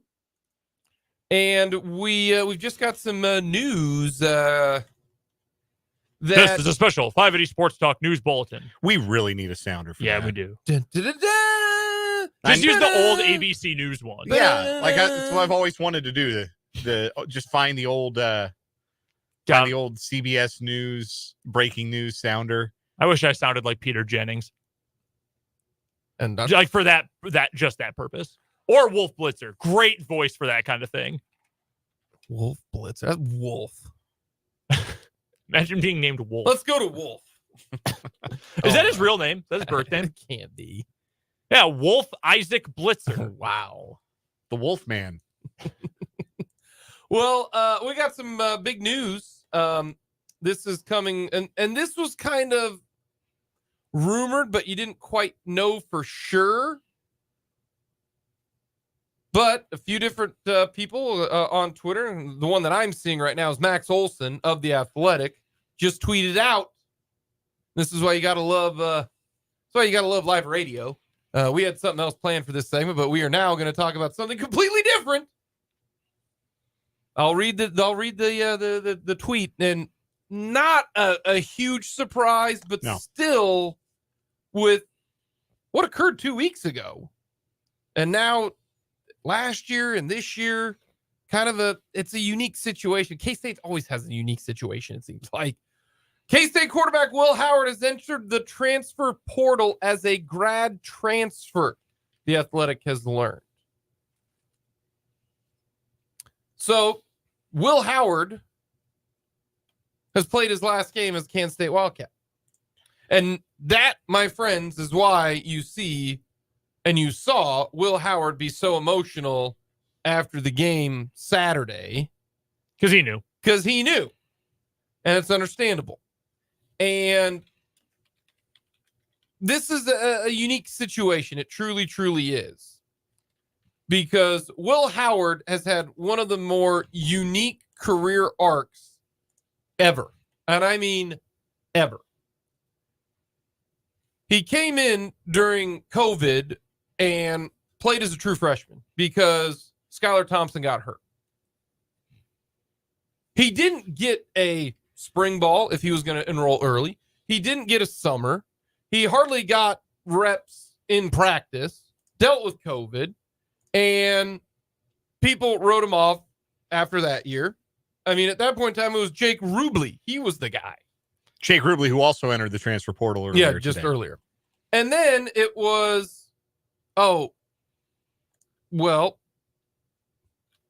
Adrian Martinez. He's going to transfer it. He's the guy. And then on a night in which they went down to TCU, Will Howard looked like Dan Marino and completely changed everything and led Kansas State to a Big 12 title in which he was awesome those last 7 games, I believe it was. Mm-hmm. He was incredible. Played great football. And he was awesome. I mean, awesome against TCU in that Big 12 title game. It was so good. And then Avery Johnson commits. And it started out okay for Will Howard. Threw a couple interceptions early on. And then, lost the game to Missouri. Didn't play specifically well. And then lost to Oklahoma State. And played poorly against Oklahoma State. Correct. And then Avery Johnson comes in and looks like Michael Vick against Texas Tech. And everybody's like, oh my gosh, get out of here, Will Howard. And then Will Howard comes back and looks great, beats KU. But then, or I should rephrase that, the game against Texas, can't beat Texas there at the very end. People are upset. Then comes back, beats KU. Everybody's happy again. And then the way that the game ended, if people are upset kind of at Will Howard, defense gave 42 points. Come on now. But now he's transferring. Like, normally, in a normal situation, you'd want Will Howard to come back. Like you'd want him back, right? Going into your third year as a starter, he's obviously has a ton of like playing experience. Yeah. A lot of programs would be happy to have him, but a lot of programs don't have the obvious successor waiting in the wings. It's such a unique situation. Somebody who is too good to leave on the bench or be a spot guy for another year. That's the situation that Kansas State finds themselves in. And it ends up probably being good for everybody involved because Kansas State can turn the page. You could thank Will Howard for his service, which was ample. And he obviously is on a very short list of quarterbacks who won a Big 12 championship at Kansas State. That is quarterbacks who won a conference championship at Kansas State. That is not a short list. 3. Or not a long list, I should say. 3. I think it's 3, right? It's L. Roberson, Bishop, Colin Klein. Not Bishop, Klein. Yeah, technically Bishop didn't. Yeah, they won some division titles. Yeah. But yeah, it's Klein, Roberson, Klein, and Howard, and Will Howard. That is the list. Like that's crazy. So you thank him for his service, and you wish him well. And a lot of rumors out there about where he might be headed next. Maybe a pretty high profile stop for his next stop. But for Kansas State, you get to move on to the Avery Johnson era, which I think always you had in mind when you recruited Avery Johnson, when you got him to campus. I'm sure part of the selling point was, hey, look, you're going to sit behind. We got veteran guys at quarterback. You're going to sit for a year, and it's going to be your show. And I'm sure that has been a consistent message from the Kansas State coaching staff to Avery Johnson this year. You're going to learn. We're going to use you in some spots. You're going to get your feet wet. And next year, this thing is yours. This show is yours.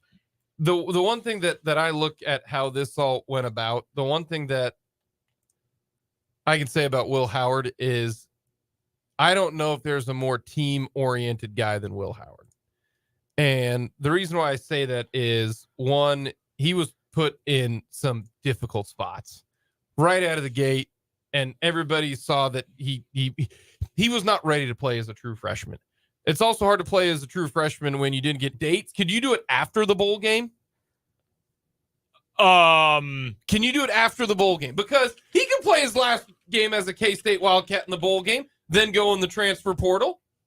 But instead, he's going to... I need to know that. And it benefits Avery Johnson because, he gets the bowl practices as a starter. He gets to have a college start. Team. That's why I need to know the transfer window dates, because they changed the window dates where you had to do it. Yeah, well, it opens on the 3rd, but it's different for graduates, though, because there's a lot of different factors in here, too. I will say this, and this isn't reporting, this isn't inside info, this is just my speculation. It's just your opinion. Yeah, my opinion based on, just trying to, how I perceive the transfer era. I would imagine part of this is probably like the Will Howard just being a good guy and helping out a program that he cares about, even though he's leaving. I also I would not be surprised if we went on to find out he's also in the portal right now because he was told you're not playing in the bowl game. Because this is Avery Johnson's team, and we appreciate you, and thank you for doing what you did. Do you think this is Avery Johnson's team? Do you think... And bowl games are treated differently now. Well, bowl that's games, it. Bowl that's games exactly now are not a... They're not a celebration of the year you had. No. For most, like, if you're Kansas, that's what this is. But that's different. Like what we talked about the lead last hour, right? That's different for a Kansas State team. Correct. You are playing to prepare for next year. Yeah. And frankly, the New Year's Six bowls are the ones that you want to win. Like last year, K-State playing against Alabama in the Sugar Bowl. Like you sell out to try to win that one. But I mean, there's a good chance K-State goes to the Texas Bowl or K-State goes to the Liberty Bowl. And nobody at the end of the day particularly remembers if you win or lose that game. No, particularly they become different. They become more exhibitions. Yes. Go ask LSU fans about the Texas Bowl against K-State. Yeah. Most of them will probably say, what? When was that? I don't know, but Kleiman doesn't seem like the guy that would say to a guy like Will Howard, who's a program guy, says, you're not playing in this game. I think that would be a favor if he did. But look, Howard knows. This is not a report either, but like we all know, we've all been in locker rooms. We know how college football works. Like Will Howard has probably known for a month. Like it's over. He may have known going into this season that probably the first time he saw Avery Johnson run. Like, all right, I got to hold this guy off, and once I do, like there's a very real chance that my last year of eligibility, if I choose to use it, is going to be somewhere else. And the thing that probably has made it sting. I don't know exactly what Will Howard is feeling. Obviously, there was a lot of talk. There was talk by us, certainly by me, that, hey, another good year. If he looks this year like he looked for 7 or 8 games, whatever it was last year, he's not going to have to worry about using a COVID season because he's going to the NFL and he's going to be a draft pick because he's got the body, he's got the throwing style. If he has a good year, that's where he's going to end up going. So it really doesn't matter if it's Avery's show after this year. And then that's not what this year turned into. And he had a good year, but again, similar to the record, like we were talking about, you can be good and still disappointing. And there were a lot of turnovers, and the Oklahoma State game did not go well for him, among others. It was kind of an up and down year. We saw, some weaknesses, some cracks in the facade. Like the things that are positive about Will Howard as a prospect are all still there. But, the more you see a guy, the more you're exposed to some of the negatives. And it does appear that if this is the mindset that he's going into the transfer portal, that he needs another year where he doesn't maybe have somebody breathing down his neck at whatever destination he chooses to establish himself as a real NFL draft prospect. Like, I think that whenever Will Howard's name is up for the NFL draft, he may not hear it, but he's going to get a phone call. He's going to end up in an NFL camp. And I wouldn't be surprised if there's something like an NFL career for him. I'm not predicting he's going to start and go to Pro Bowls or anything, but like somebody that big who can run with an arm like that, those guys end up in camps. Like those guys have careers, have the possibility for careers. That's still out there for him. But if he wanted the opportunity to be the no question nailed on starter in a scenario that's maybe a little less stressful than what he had to deal with the Avery Johnson situation this year, then that was always going to be a better fit somewhere else. The question of find the absolute dates, like you have to transfer between a specific window. But he is a grad transfer, so it's not like the regular transfer portal rules. So maybe that is different, because the reason I say he's been such a team guy is he didn't have to do this. And I don't know, maybe Chris Clemens said, hey, this is, it's Avery's team next year. There's a lot of things that we might not actually get the answer to. I do want to specify the window is for when you can enter the portal. You can commit anytime after that. But if you want, it's now 45 days that it's open. If you enter it between December 3rd and January, whenever. Okay, so he could.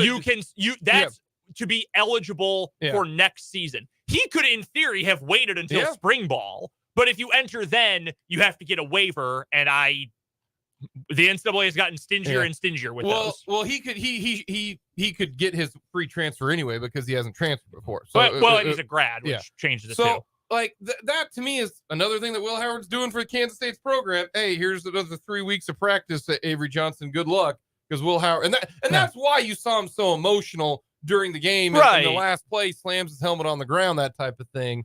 He knew it was it. It's just it kind of is, and it, not the similar way, but kind of the way, when Kelly Bryant was at Clemson. Kelly Bryant was really good for Clemson, was really good. And then all of a sudden they bring in this young, incoming freshman, and Trevor Lawrence ended up being that dude. And Kelly Bryant, good quarterback, transferred. He was the first one you kind of use that red shirt 4-game rule. Yeah. He dipped after the fourth game. This is kind of the same shit. Will Howard, if Avery Johnson is not there at Kansas State, Will Howard's back for his super senior year. And he's going to put, records and records and records, because he's the all-time leading touchdown passer in Kansas State history, is electing to transfer with a year left. Like, that's how rare and kind of a unique situation this is. And I do think he's going to end up getting a pretty good spot. I mean, there's a lot of teams that are going to have openings for one reason or another. I joked about it a few weeks ago. Like, close to home, team that needs a veteran quarterback and needs a starter next year. Like if I'm Maryland, I'm in his inbox right now. Like, I'm blowing up his phone. Yeah, that's true.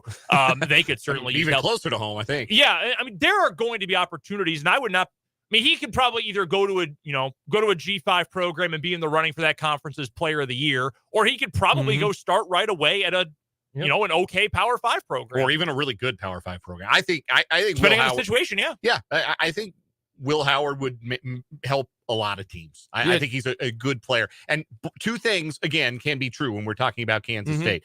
You can be excited for the Avery Johnson era, and you should be. If you're a Kansas State fan, all right, man, let's kick the tires, light the fires on the Avery Johnson era.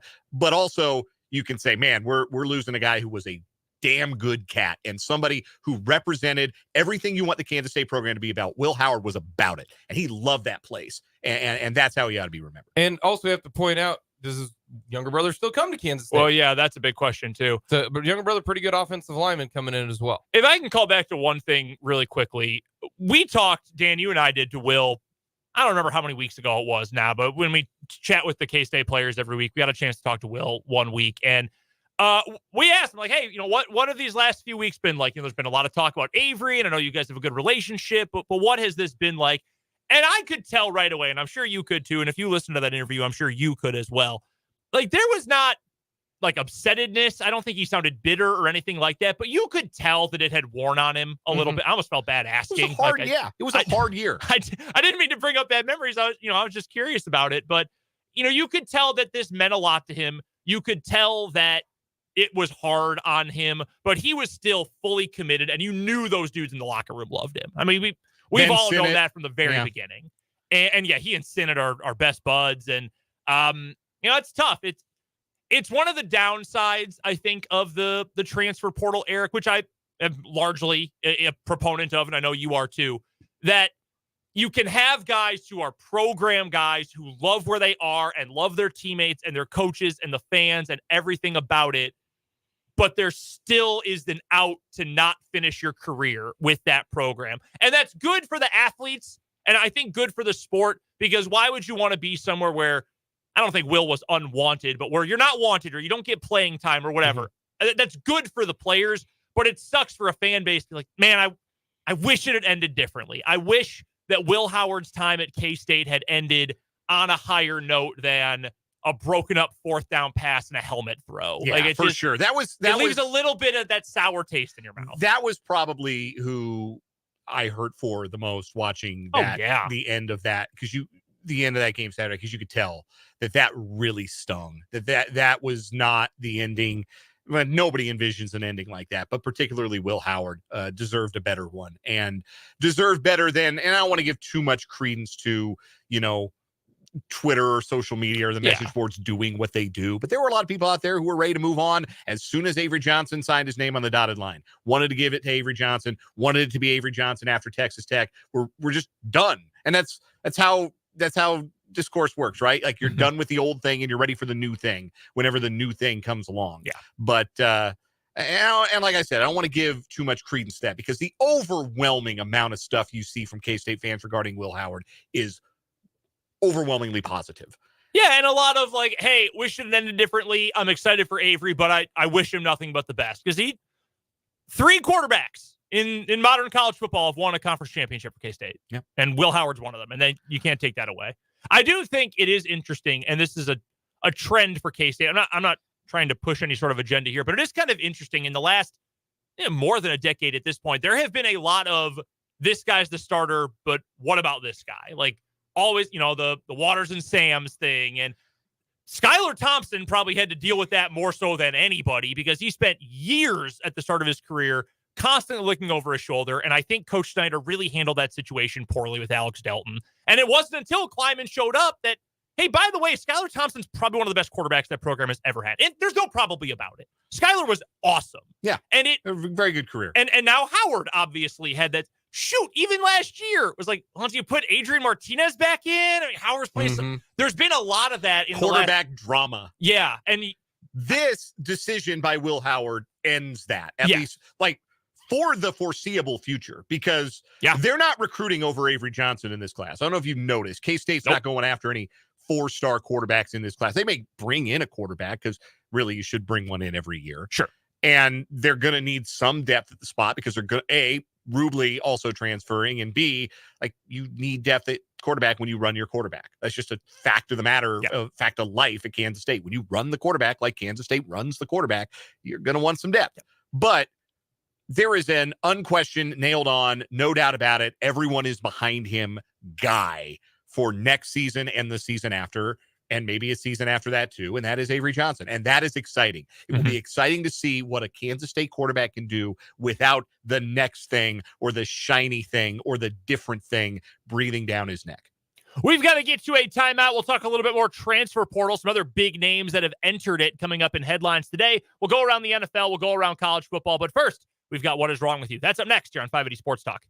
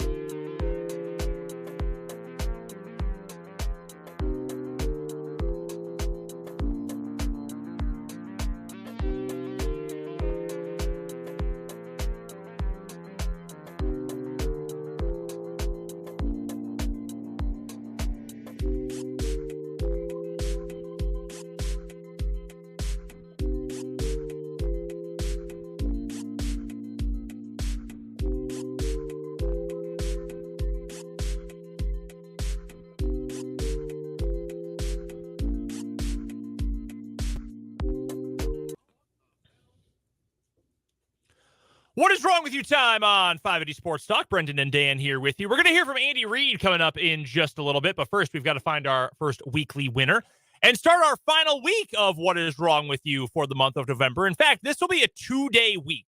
So we'll have news stories today and tomorrow, find a weekly winner tomorrow, and then we'll have semifinals on Wednesday and our finals for this month on Thursday. Busy week coming up on 580 Sports Talk, including in that regard. So let's get to today's stories. First, a reminder that What is Wrong With You is brought to you by Top City Metal Supply, who cuts the metal you need to your specifications, saving you time, money, and material. So never settle when it comes to your metal with Top City Metal Supply, located on South Topeka Boulevard, halfway between Frito-Lay and Forbes Field, right here in the capital city. Our winner last week, Dan, while you were out on Wednesday, right before the holiday, it was the 3 nincompoops who locked themselves in jail in St. Louis, breaking it into an abandoned prison. Broke into an abandoned jail and got locked inside. Had to call the police to get them out. Unbelievable. It's so funny. So funny. So that was our winner last week. Since you missed the last one, why don't you go first today? Going to Morgantown, West Virginia. We burning couches? We are not burning any couches. But we got trigger play over tacos in this particular What Is Wrong With You? The listener submission, by the way, which, we're always interested in having listeners make the show better and submit What Is Wrong With Yous. Couple of times we have gotten submissions and they're verifiably not true stories. Like sometimes you got to go to Snopes and let them fact check your What Is Wrong With Yous. Also, obviously, nobody dies. That's also a rule. Yes. Nobody died here, but I don't know if it was for lack of trying for 53-year-old Dale Martin. On November 20th, deputies with the the county sheriff's department, not going to try it, and troopers of the West Virginia State Police responded to a residence in Morgantown on Warm Hollow Road for a reported dispute. When deputies arrived, they spoke with the victim, who stated that Martin, the 53-year-old man, became irate due to them eating all the tacos. Uh-oh. At that time, Martin went to a bedroom and retrieved a .22 caliber semi-automatic rifle, and the victim ran up the staircase after seeing Martin with the rifle. The victim stated that Martin fired the gun into the staircase where he had just been, and a witness to the incident said that Martin called him earlier in the evening and stated, "I just shot at the victim. Don't think I won't get the 12 gauge and blow his bleeping head off." Deputies then found the firearm as well as a spent shell casing where at least 2 of the rounds went through the residence into the outer walls. Ooh. Martin has been charged with attempted murder, again, over tacos. Now, listen. Think it had those, that salsa verde on it, maybe? Man, I hope so. That real good stuff? Oh, man. Let me tell you, I have recently discovered a hot sauce, like a taco sauce. The good folks at Melissa's, the little green. Oh, yeah. Little green taco sauce. Life-changing. Absolutely life-altering for me. Anyhow, I love tacos, as maybe you could tell. I am passionate about tacos. We had tacos for dinner when I was visiting my parents on Saturday night. We had tacos. They were delicious. I don't know that the correct response to someone eating all the tacos is let the guns go. I don't think, again, we do not need to solve our problems with firearms. And at the end of the day, someone eating all the tacos is a very solvable problem. Morgantown's a college town. You know they got a 24-hour Taco Bell. Oh, yeah. Go get some more. Just go get more. I don't know. That seems to me to be a more cost-effective solution to your problem of not having any tacos than getting hung up on an attempted murder charge over it. But again, that's just me talking. I'm looking it up right now.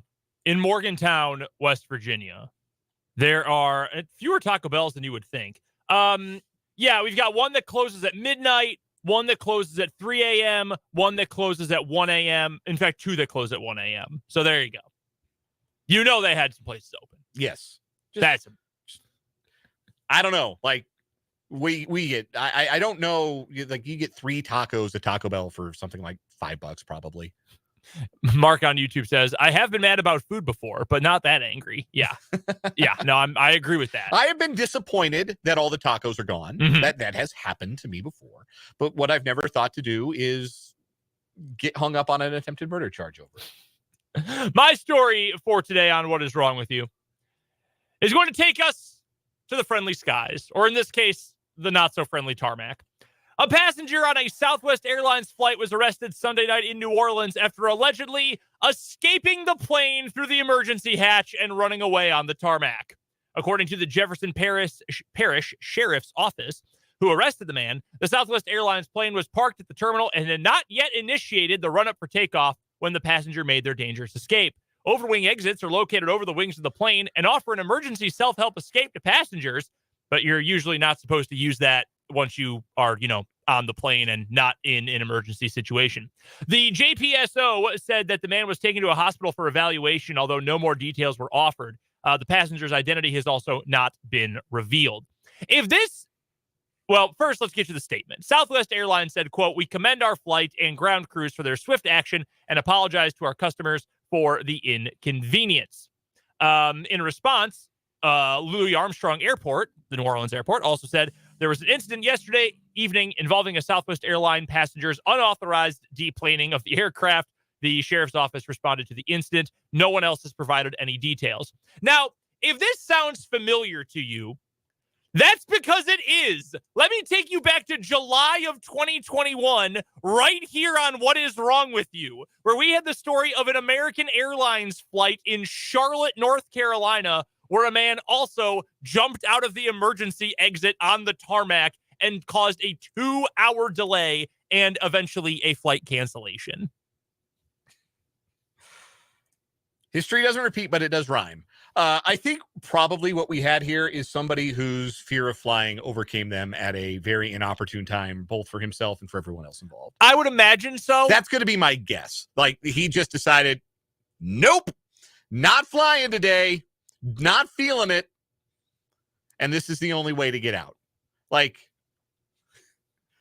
reminds me of the Simpsons episode where Marge is afraid of flying. Just on the tarmac, running up and down the aisle. Let me out, let me out, let me out, let me out. There are and I understand, you have a little bit of a mental health crisis that changes the calculus of various things that can happen.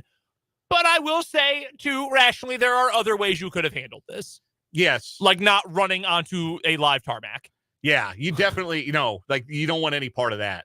Like, I don't know. They got that pager button up there on the aircraft. Oh, stewardess. Hit that sucker. Be like, hi, I need off this plane right this second. Right now. Or I'm going to have a panic attack or whatever is going to happen. Yeah. Like, you just need to say, hey, look, I'm having an emergency and I need to be off this plane. Yeah. And then, you know what? They probably take care of it right there on the tarmac. And yeah, you delay the passengers, but that's a little more understandable than, oh, this guy just bugged out and slid down the wing and he's running around on the tarmac. Yeah, that frightens people. That's not what you want. The winner today, though, is the guy who shot someone over tacos or attempted to shoot someone over tacos. Yes. While, again, I believe that that tacos are, it is always disappointing to be out of tacos. There are better ways to solve your problems. Fans on YouTube says maybe the guy just wanted tacos. That's why he got off the plane. That's the problem. He wanted them too much. All right, that is our winner for today in What Is Wrong With You, sponsored by Top City Metal Supply. That's metal cut to order when you need it at Top City Metal Supply, located right here in the capital city between Frito-Lay and Forbes Field. Coming up on the other side of this break, we will hear from Andy Reid here on 580 Sports Talk.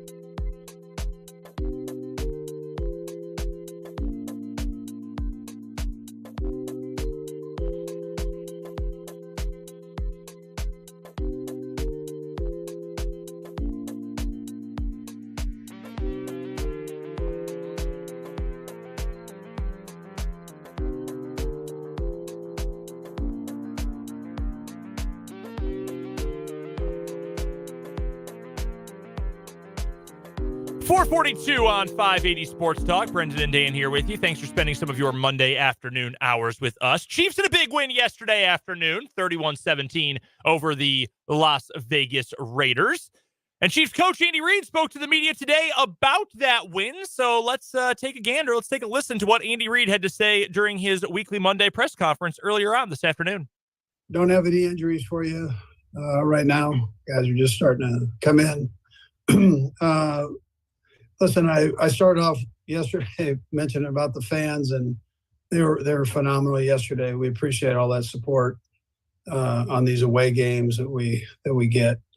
I thought we started off slow and both sides of the ball, and we were able to regroup, pick it up, tribute to the guys for not panicking, the coaches not panicking, and everybody kind of keeping their head and actually playing better as we went through the rest of the game after the 14 points. And so defensively, it's hard to pick one guy. Obviously, Chris is the leader of that bunch, and he kept the guys going there, and then he had good production on top of all that, so he played well. But I thought as a group, the defense just played very, very good football after those 14 points. They rallied it and made the changes or adjustments that they needed leverage-wise, and ended up coming out with a good game. And again, Spags, he kept all that together, and it's a tribute to him and his staff there for doing that. And then offensively, I felt again we started off slow for the first couple series, and then things picked up, and it's a tribute to Pat and Pacheco and Kels and how they and they just kept everybody going and with their energy, and it ended up working out. I thought the offensive line did a pretty good job, even when we weren't getting the drives we wanted. I thought they're doing a nice job up front against a good defensive line. So as an end result, those three guys had a nice day. The offensive line had a nice day.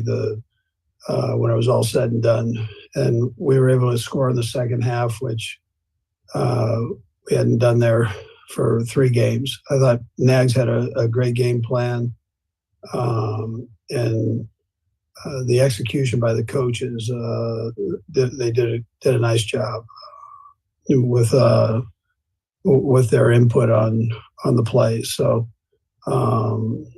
all in all, good day on the offensive side and defensive side. And then special teams, I think did a nice solid job on special teams. Field position was good. We had to fill in that punt return position and kickoff return position. And I thought the guys did a good job there, stepping up. Richie securing the ball, which was important, and then Sky and Richie on the kickoffs. They did a nice job with with what they needed to do back there to follow Dave's plan there. So, anyways, with that, time's yours. Coach, hey, Patrick after the game talked about when Travis gets some of that extra attention, you sort of have to prove to the opposing team you guys can be productive anyway. He mentioned Rashid on the crossing pattern as an example. Guys have plenty of wins, so offense has been enough. But is it fair to call Sunday's game maybe a breakthrough in that sense with the complementary production from Rashid and Pacheco? And then how do you kind of build on that as you go here? Yeah, I should have mentioned Rashid in the opening remarks there, Pete. He's been getting better every week, and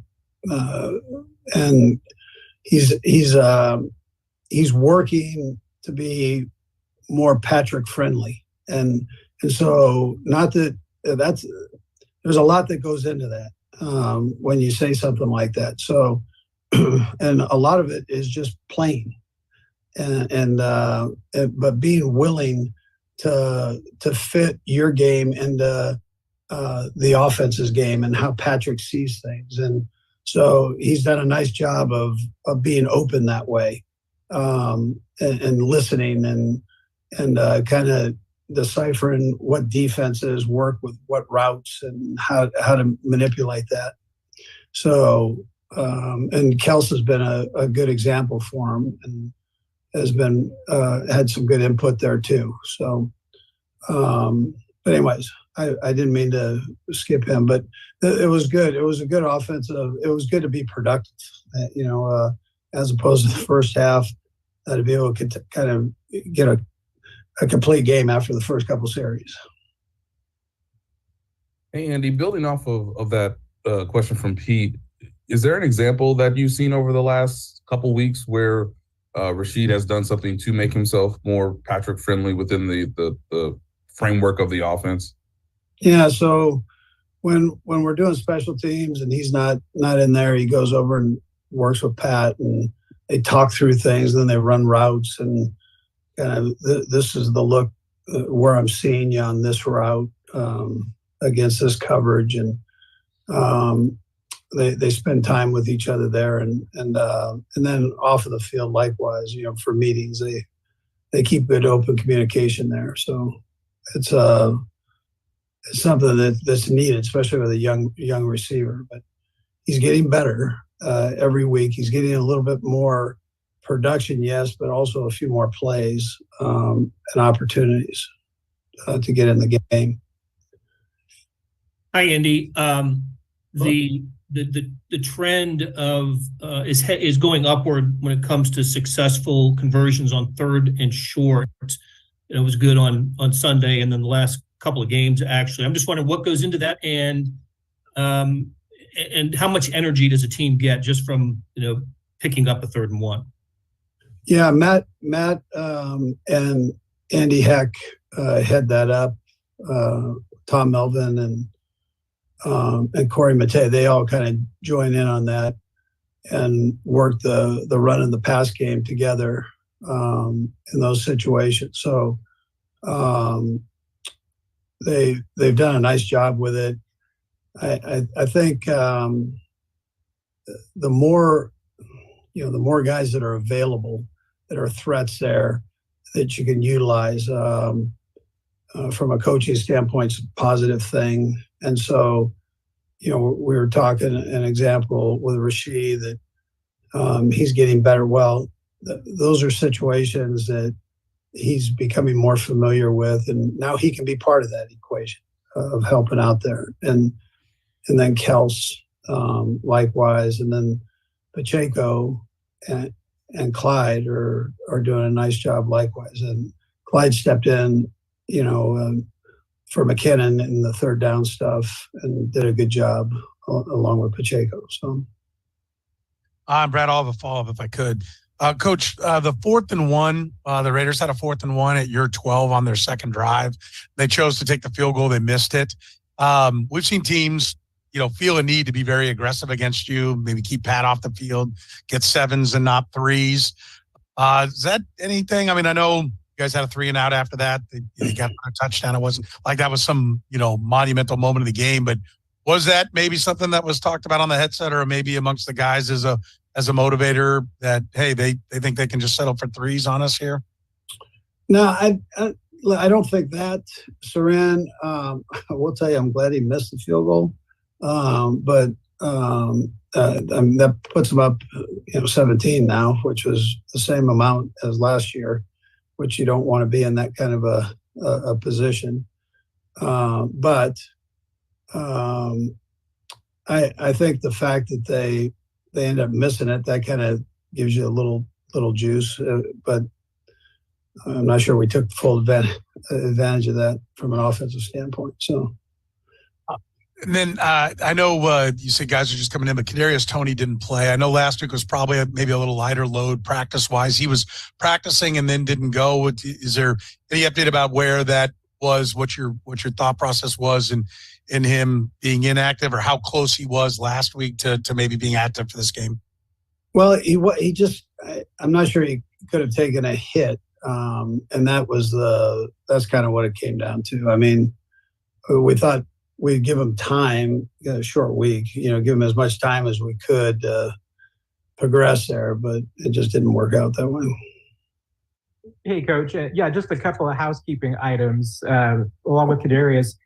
Jerick McKinnon was practicing last week, but you shut him down on Friday. How is that groin coming along? And now Nick Bolton's been out the 4 games. What's kind of the timeline for him as well?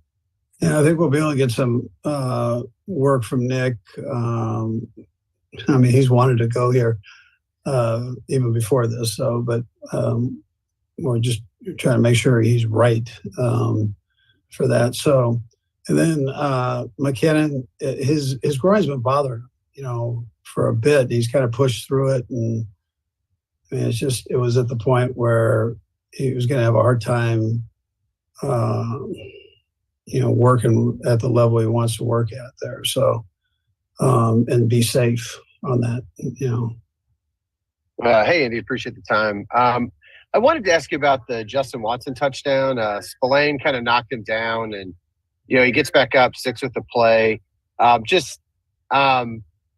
Like to see that kind of fight, and then we're in a situation like that. Are you a little bit more okay with the penalty when he then kind of got in Robert's face there? Listen, I mean, Spillane hit him pretty good now, knocked him off his feet. Just the fact that he bounced up the way he bounced up was amazing. And then to make the catch. And then I love to see the fire in the guys. I can't stand the penalties right now, but I mean, the fire, I could see why he did what he did. Yeah. I mean, that was a pretty rough hit that he took there. So, but he's a tough kid, man. He's a tough kid. And for him to bounce up like he did and then to score, I mean, he didn't flinch and lick on that. And, I'm good, but I'm not good. So that is what a coach quote. That's Andy Reid speaking today a little bit earlier on about everything going on with the Kansas City Chiefs. I too, Andy, am frustrated by the penalties. I think that to me, it's like Jake's thing in baseball with walks, that he just loses his mind with walks. I think for me, it's penalties. And really more than anything, it's the 5-yard penalties. It's the procedural stuff. It's the false starts. Those bother the hell out of me. So I can understand where Andy Reid is coming from for sure. Hard to be upset about this weekend, though. I mean, you start slowly, defense responds as well as you could ever hope for, and the offense looked as good as it has all year. It was a familiar feeling Chiefs game for the first time in a while. It felt like a return to form, and those games always feel good. Yeah. And two, if you're a fan of the Chiefs, you got to give the Raiders a little bit of hope and then stomp on it and crush it. And that's always fun to do when you're taking on a rival. We've got 1 hour left of 580 Sports Talk coming up. We'll get you headlines to lead things off here on 580 WIBW.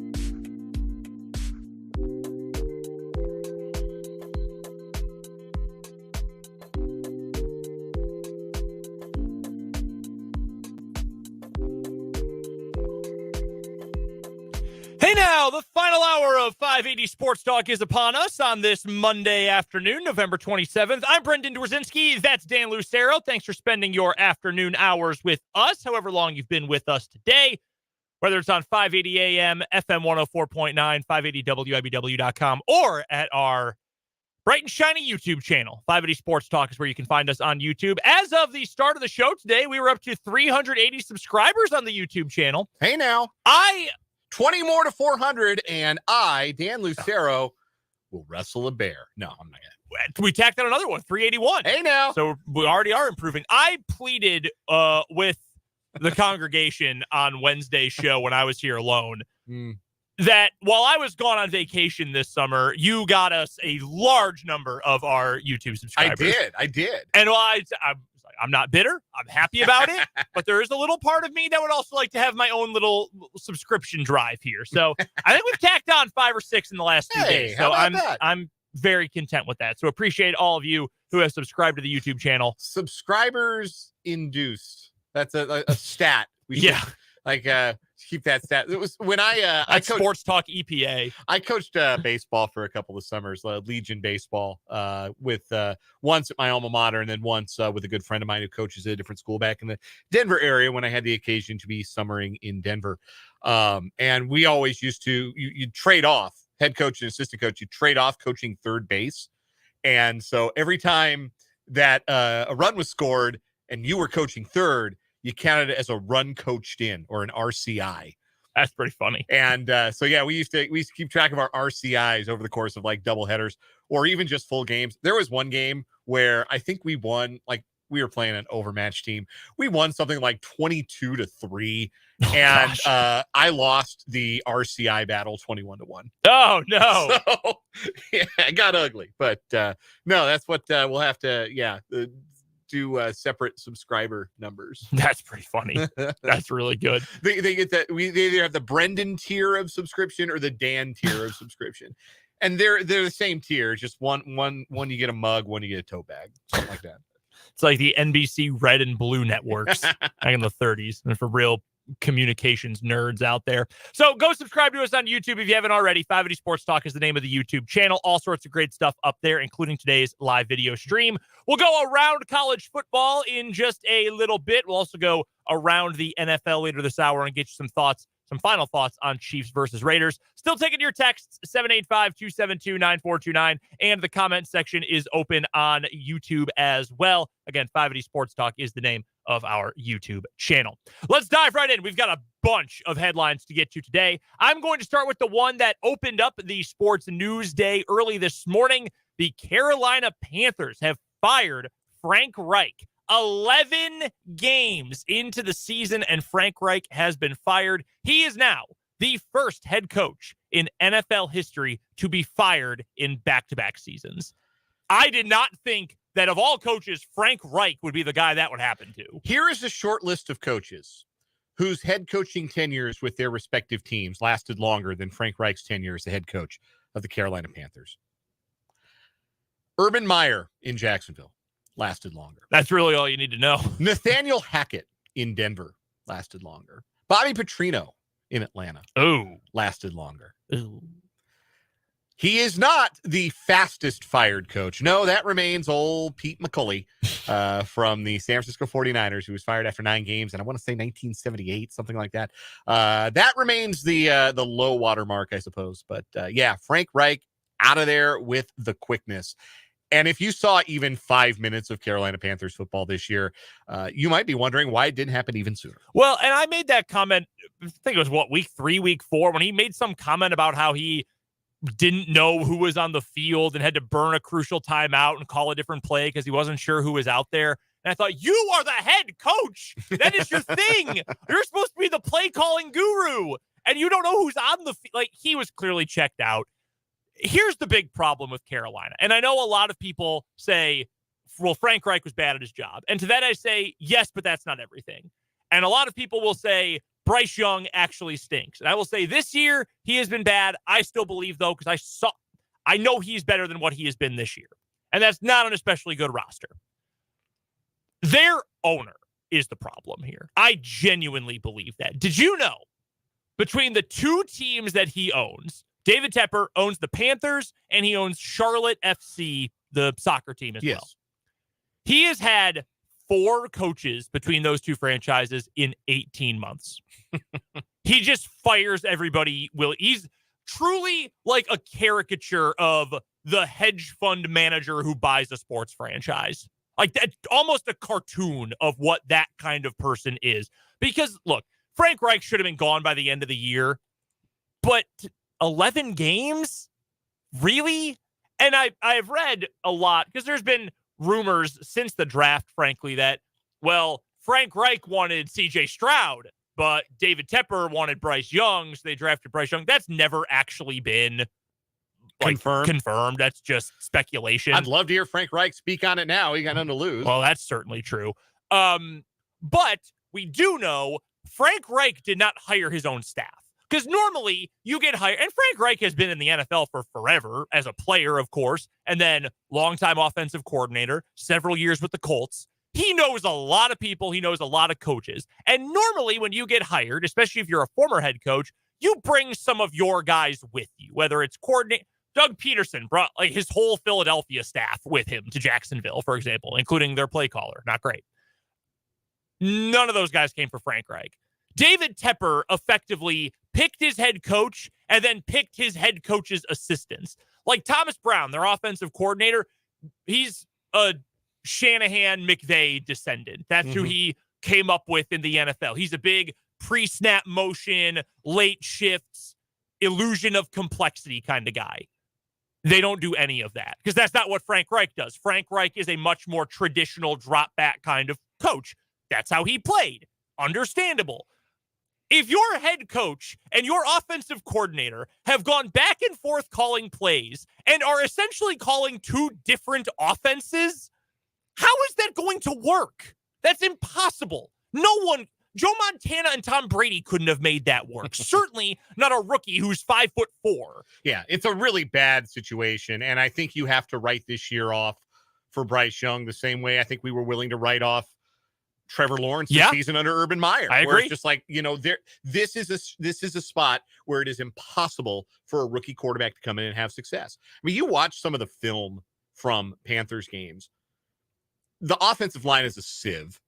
That's a big problem for a young quarterback. It's an absolute sieve. They spent the 6th overall pick 2 years ago on Ike Ekwonu from North Carolina State. He can't play. No. Like, he's bad. And he was really highly touted in that draft. Yes. And he stinks. He can't play. Yeah. So that's a problem.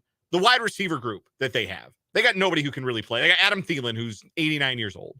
And they got a bunch of guys. Have you seen the clip of a throw yesterday's game? Bryce Young running for his life once again, rolling to his right, throwing a sideline ball. And the wide receiver, do you know who you've seen the play? I've seen the play. Who was the wide receiver? I actually don't. Who was it? I actually never even checked who the number was. I just saw him playing the floor is lava with the field in bounds. So the throw is to the sideline, and if the wide receiver does like the sensible thing, which would be to stop, it's Jonathan Mingo. Oh, yeah. Woof. Yeah. Rough rookie year for him. The correct answer is that Jonathan Mingo was the guy. So Jonathan Mingo, if he stops his feet and tries to like do the whole toe tap, both feet down, the throw is on the money. Mingo jumps in the air, does like a 180 pivot to catch the ball while landing with his feet a good 3 feet out of bounds. Like the exact opposite of the thing you want to do on the play, he did. Like it atrocious.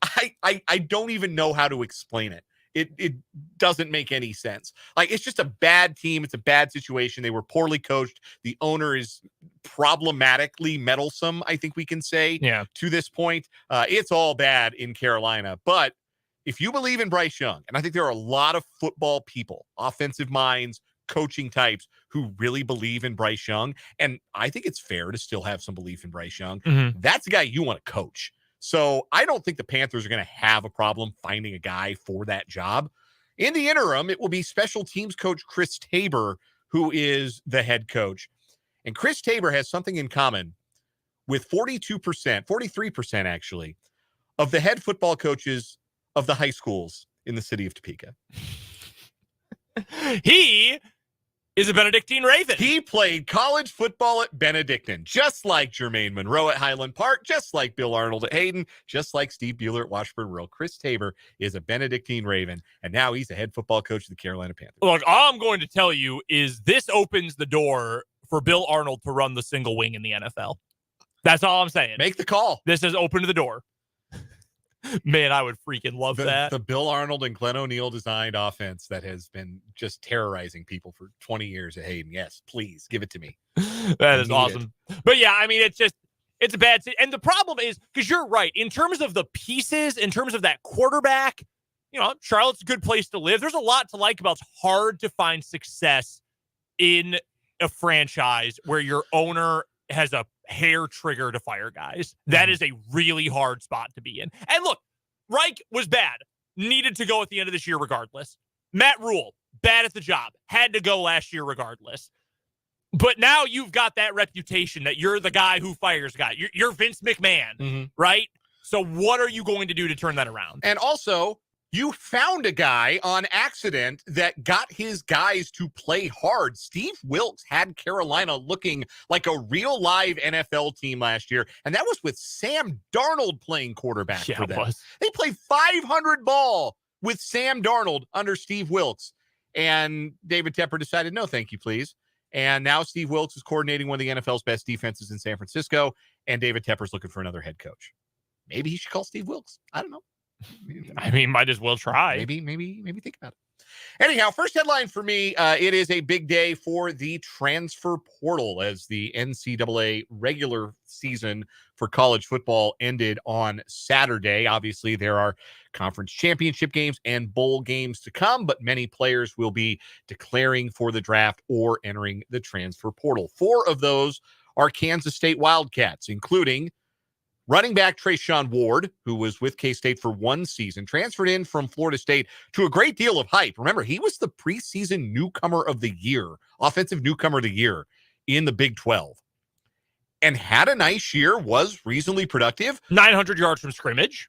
But DJ Giddens was clearly running back number 1. So with 1 year of eligibility left, Trayshawn Ward decided to go somewhere where he would have a chance to be running back number 1, and that is not Kansas State with DJ Giddens expected back next season. So Trayshawn Ward into the portal. Shane Porter into the transfer portal, the wide receiver, mostly a special teams guy. His older brother graduating this year. Shane going to, set out on his own and see if he can maybe get some more playing time somewhere else. If I had to guess, probably wouldn't be a Power 5 program, but certainly wish Shane Porter the best as he enters the transfer portal. And of course, 2 quarterbacks from Kansas State entering the portal today, Jake Rubley and Will Howard. 15 minutes ago, Will Howard posted this to his social media channels. I'm eternally grateful to my family and friends for the unwavering support they have shown along my athletic and academic journey. Thank you, Coach Kleiman, Coach Klein, and the entire Kansas State football staff for believing in me and helping me better myself on and off the field. My teammates will always be my brothers. I love those guys with all I have. The bonds and memories I've made with you all will last a lifetime. To the Kansas State fans, I hope you all know how much you have meant to me.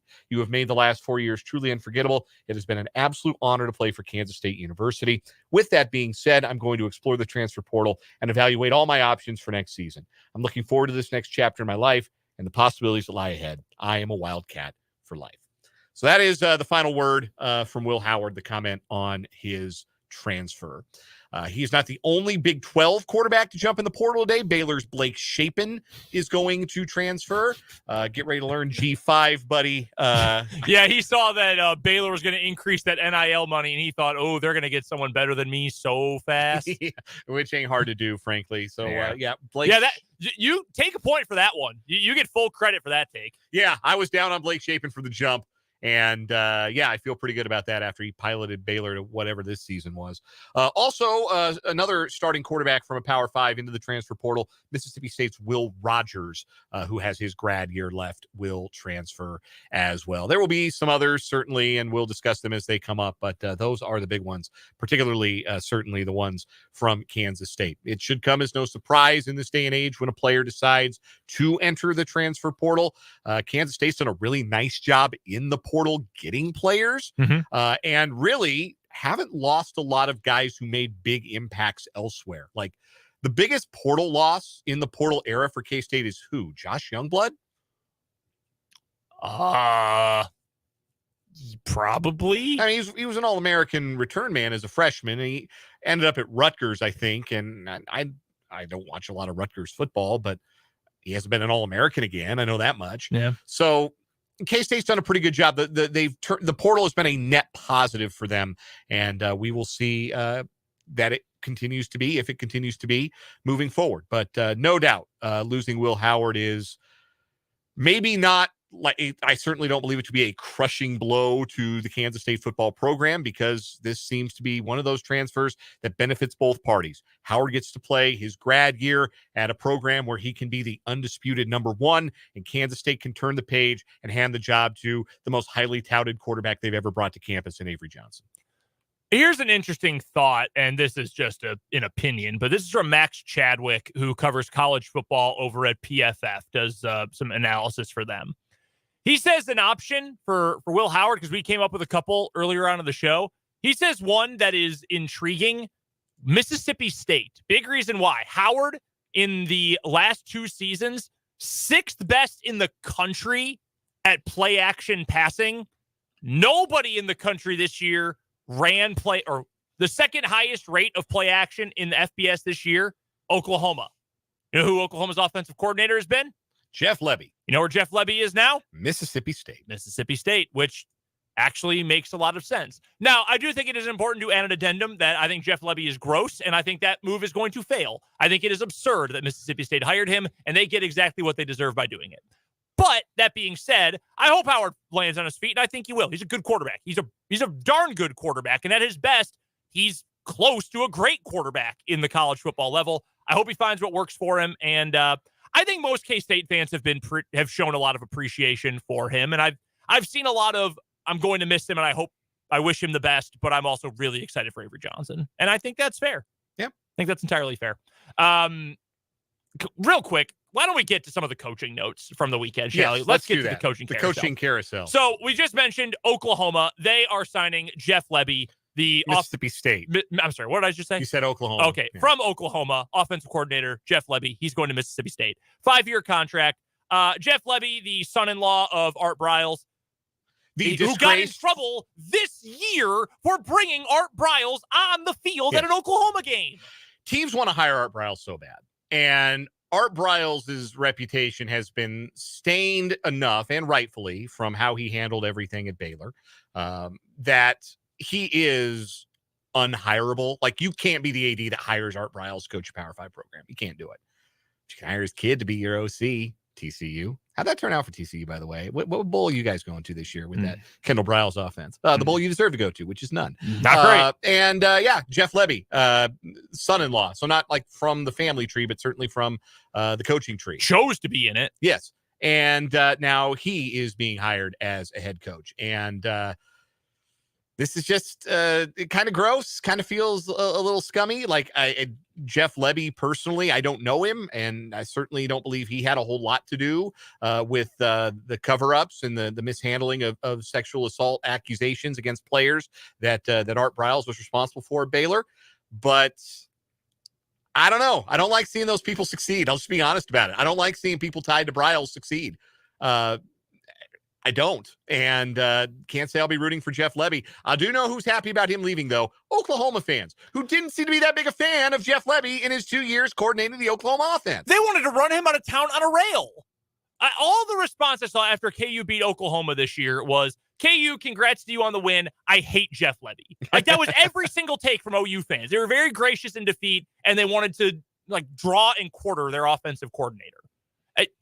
It's just bizarre. And I saw that it's either the AD now at Mississippi State or their associate AD was with Lebby at a previous spot at Ole Miss, and that's why there's a connection, and that's why they hired him. Okay, great, but he's not. I don't know. You get what you deserve. And do you really think Jeff Lebby is going to find any amount of success in the SEC going forward? Honest to God, like, do you think that is the guy who's going to get Mississippi State out of the basement of that conference? No, I don't. Absolutely not. It's so strange. I mean, they moved so quickly, too. Like, he was going to be the hot commodity. Like, they knew exactly who they wanted. They knew exactly what it was or who it was that they wanted to put in charge of their program, and it was Jeff Lebby. And like, I don't know that he would have been connected to any of the other major jobs, like Texas A&M being open. It wasn't like, oh, the hot name is Jeff Lebby. No, absolutely not. It seems very strange to me. And in Mississippi State, they act like they just picked a new pope. I mean, the players carried the AD off the tarmac in celebration when Lebby's private plane landed in Starkville.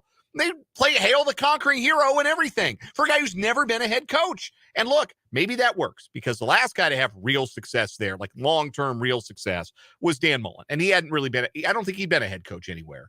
Certainly hadn't been a Power 5 head coach before. No, he was the offensive coordinator for Urban Meyer. Yeah. He was the offensive coordinator, and then he got the head coaching job and made it work at Mississippi State in a way that nobody really has made it work at Mississippi State in any of our lifetimes. No. And maybe, maybe it would have gone well for Mike Leach over the long haul. Unfortunately, we'll never know. But that's a hard job. I think that's, outside of Vanderbilt, the hardest job in the SEC is Mississippi State. Yes, I agree. So wholeheartedly. I mean, good luck, Jeff Lebby. You're going to need it. And that goes beyond whatever I might feel about, connections to Art Briles.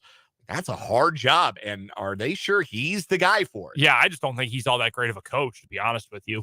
Other moves, Texas A&M, major saga for them on Saturday night. They originally seemed to be hiring Mark Stoops from Kentucky. They elect to not hire him, despite the fact that the whole internet seemed to think that was a done deal. And instead, yesterday made it official. They are hiring Mike Elko, who went 16-9, I believe it was, or 15-9, whatever the number is, at Duke over the last 2 seasons.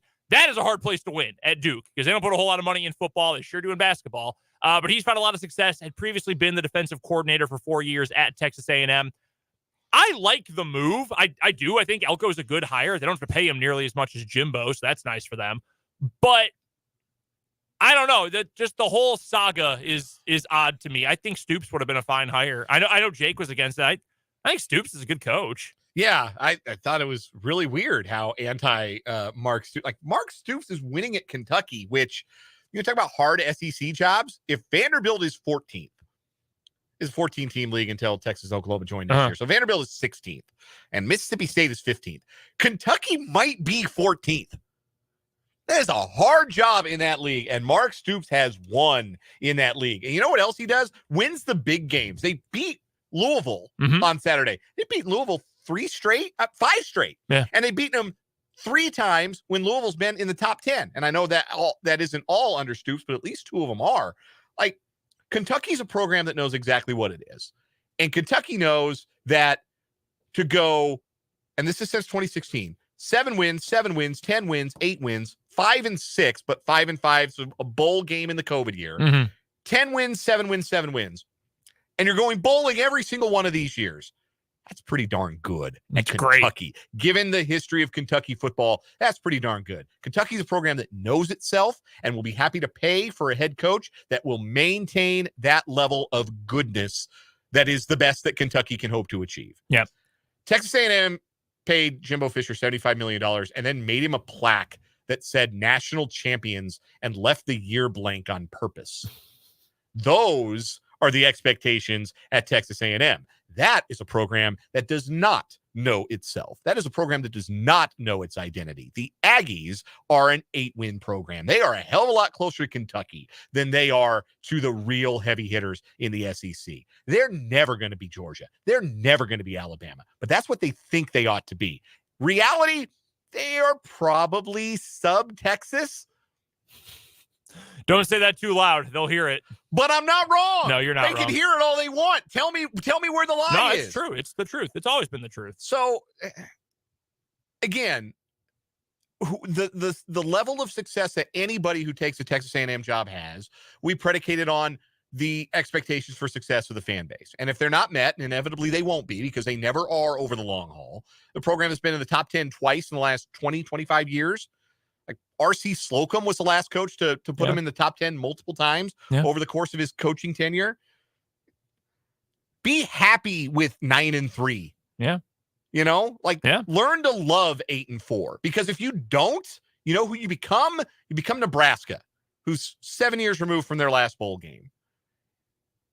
adjust and temper your expectations accordingly is all I would say to Texas A&M. But it's Texas, and there's a lot of money in that university. A lot of people with deep pockets who would like to tell all their other deep-pocketed friends how much better their football program is than theirs. And they won't get the chance because their school's in College Station. God, ain't that true? Final couple of coaching notes. Michigan State has hired Oregon State head coach Jonathan Smith. That's a great hire for Michigan State. I really feel for the Beavs, though. A couple of coaches who were fired. Also, Dana Dimmel, the former K-State offensive coordinator. He was dismissed at UTEP. Not a surprise. And Dana Holgerson out at Houston. Let us remember, when asked about the buyout and his hot seat and how hot his seat was going into this year, last March, said, quote, "I have 5 years on my contract with a bleeping impossible buyout. So there ain't no bleeping hot seat in my mind. There just ain't." Guess it wasn't so impossible, Dana. I think you and I each get a pat on the back with this one. Oh, yeah. Because we were all over this from the beginning of the season, saying that outside of Neil Brown, which, okay, we were wrong about Neil Brown. He lives. You go 8-4. To be fair, I think West Virginia was wrong about Neil Brown this year. No one thought this was going to happen for them. Nobody saw that coming, but they won some close games, and they rode a very favorable schedule and beat up on the low end of the league. And, whoa, would you look at that, 8-4. But Holgerson being canned, it felt pretty inevitable. You were on it from the very beginning. He looked checked out, and I think his players, his program kind of reflected that as the year went on. Houston wants to be a big boy program. They're willing to pay a bleeping huge buyout and go find themselves a coach. If I were Houston, my first call would be Jeff Traylor at UTSA. And I'd make sure it was my last call because I think that's the guy they want. Yeah, he's a superstar. Any other headlines for you today? I guess we can briefly mention the first big signing of the MLB hot stove is Sonny Gray, who was an American League finalist for the Cy Young this past year, has signed a 3-year, $75 million contract with the St. Louis Cardinals, who have been busy signing pitchers this offseason. Gray, their latest foray into free agency and easily the best of the bunch. Last season with Minnesota, Sonny Gray 8-8 with a 2.79 earned run average and 183 strikeouts in 184 innings, allowed just 8 home runs and walked fewer than 3 batters per 9. Even at age 33, entering his age 34 season, Sonny Gray, one of the top pitchers in baseball. Cardinals need arms. They fell into a pit in the NL Central this last year because they did not have enough good starting pitching. They signed Lance Lynn. That's not going to help. No. They're maintaining Miles Michaelis. That's not going to help. But they bring in Sonny Gray, and that actually will. Yeah, he's a good pitcher. Yeah, it's a good signing for the Cardinals. A little old, but heck of a pitcher. I'm more worried about a quality player than I am age at this point if I'm the St. Louis Cardinals. That does it for our 580 Sports Talk headlines for today. Let's get to a break. We'll talk some college football next here on 580 Sports Talk.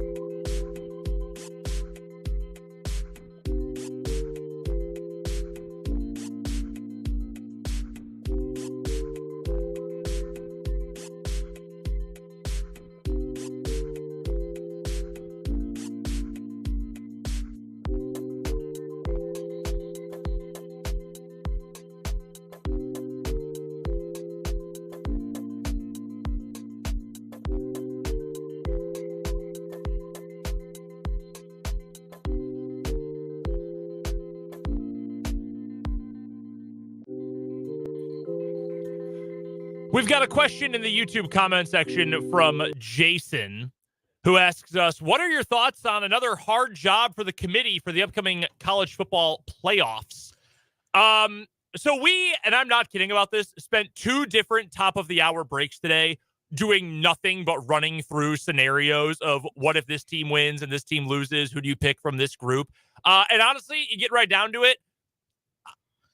This is by far the most interesting to me playoff championship week, because there are 100 different possible outcomes here and different combinations of teams who can get in. I have no idea, and I know that's not the fun sports talking answer, but I have no idea. Well, it could be a very easy job for the committee, because if Georgia, Michigan, Washington, and Florida State win, that's the playoff. Yeah. Then it's really easy. And I know that people will say, well, Florida State, why do you put them in the playoff? They lost their quarterback. They're obviously not the same team. Why are they more playoff worthy than a 12-1, let's say, Texas, or, a scenario where, another team is 12-1 and wins their conference? And the thing I would say to that is, if they go on the road and beat Florida and then beat a really good Louisville team in the ACC championship game without their quarterback, they will have earned the right to be in the playoff, regardless of who's on the center for them. Like that, I know we mentioned it when the Jordan Travis injury happened. Like, the historical parallel in basketball is the Kenyon Martin injury for Cincinnati, Bob Huggins' best team ever at UC back in 2000, where Kmart got hurt in the conference tournament. So they ended up giving Cincinnati a 2 seed instead of the 1 seed that their resume would have suggested. They were number 1 in the country when Martin got hurt. They ended up at a 2 seed. They lost in the first round of the NCAA tournament that year. I don't think that happens if Florida State wins their conference championship game with Tate Rodemacher playing quarterback, because I think you can say, hey, they've been resilient and they've won all their games. Yep. And to a certain point, that has to matter. So it could be a really easy day. It could be a 5-minute conversation, and then everybody goes out and expenses some really expensive food at the college football playoff committee, because then all of the unbeatens get in. But the odds are that we're going to have an upset somewhere along the line, and that is where it gets tricky. I do not envy their job. It's just going to be, if all the undefeateds win, it's very easy. If even one of them loses, though, it does send things into a much more difficult discussion. So I think it's pretty straightforward. Like, if, let's say it's Oregon. If Oregon beats Washington and the other unbeatens win, Oregon is your 4 seed. I think that's pretty straightforward. I think the committee would choose Oregon over Texas. Let's say the only 1-loss team that wins is Alabama and they beat Georgia. I think then you put Texas in, because the way that Oklahoma State has played the last couple of weeks, I think Texas is going to stomp them out in the conference championship game. Okay. I think they're going to crush them. I don't think it will be close. I can see it. I really don't. Oklahoma State has spent the last month basically trying to lose games and then being able to scramble back in the second half because they're playing inferior teams like BYU. Yep. I mean, they were down 28-6 in that game. I don't think that team is the same, performing at the same level they were when they beat Kansas and they beat Kansas State. And they beat Oklahoma. So I think if the only 1-loss team that wins is Alabama, Texas gets in over Alabama because Texas beat Alabama. And again, the games have to matter. They have to. Texas went on the road and beat Alabama. And is Alabama better than they were? Yeah. But they beat them. Texas beat them. Easy fix. I don't think that's something the committee would struggle with, to be honest. I think they go with Texas over Alabama without much of a second thought. Would that in that scenario mean that no SEC teams make the playoff? Yep. Would that be hilarious? Yep. Would it be entirely defensible? Yes, it would be. Yeah. Oh, well. But yeah, like multiple losses is where it gets tricky, because and this could happen. Like, Florida State absolutely could lose to Louisville. Like, Louisville's good. Yes. And they'll have the quarterback advantage in that matchup. Louisville could win that game. Oregon, nearly a double-digit favorite over Washington in this rematch. I watched Oregon State on Friday night. Oregon looks terrifying. Yeah. Bo Nix is a Heisman frontrunner. I had no idea their defense was that good. Holy Moses. Yeah. And the way that Washington has played the last month does not inspire a lot of confidence.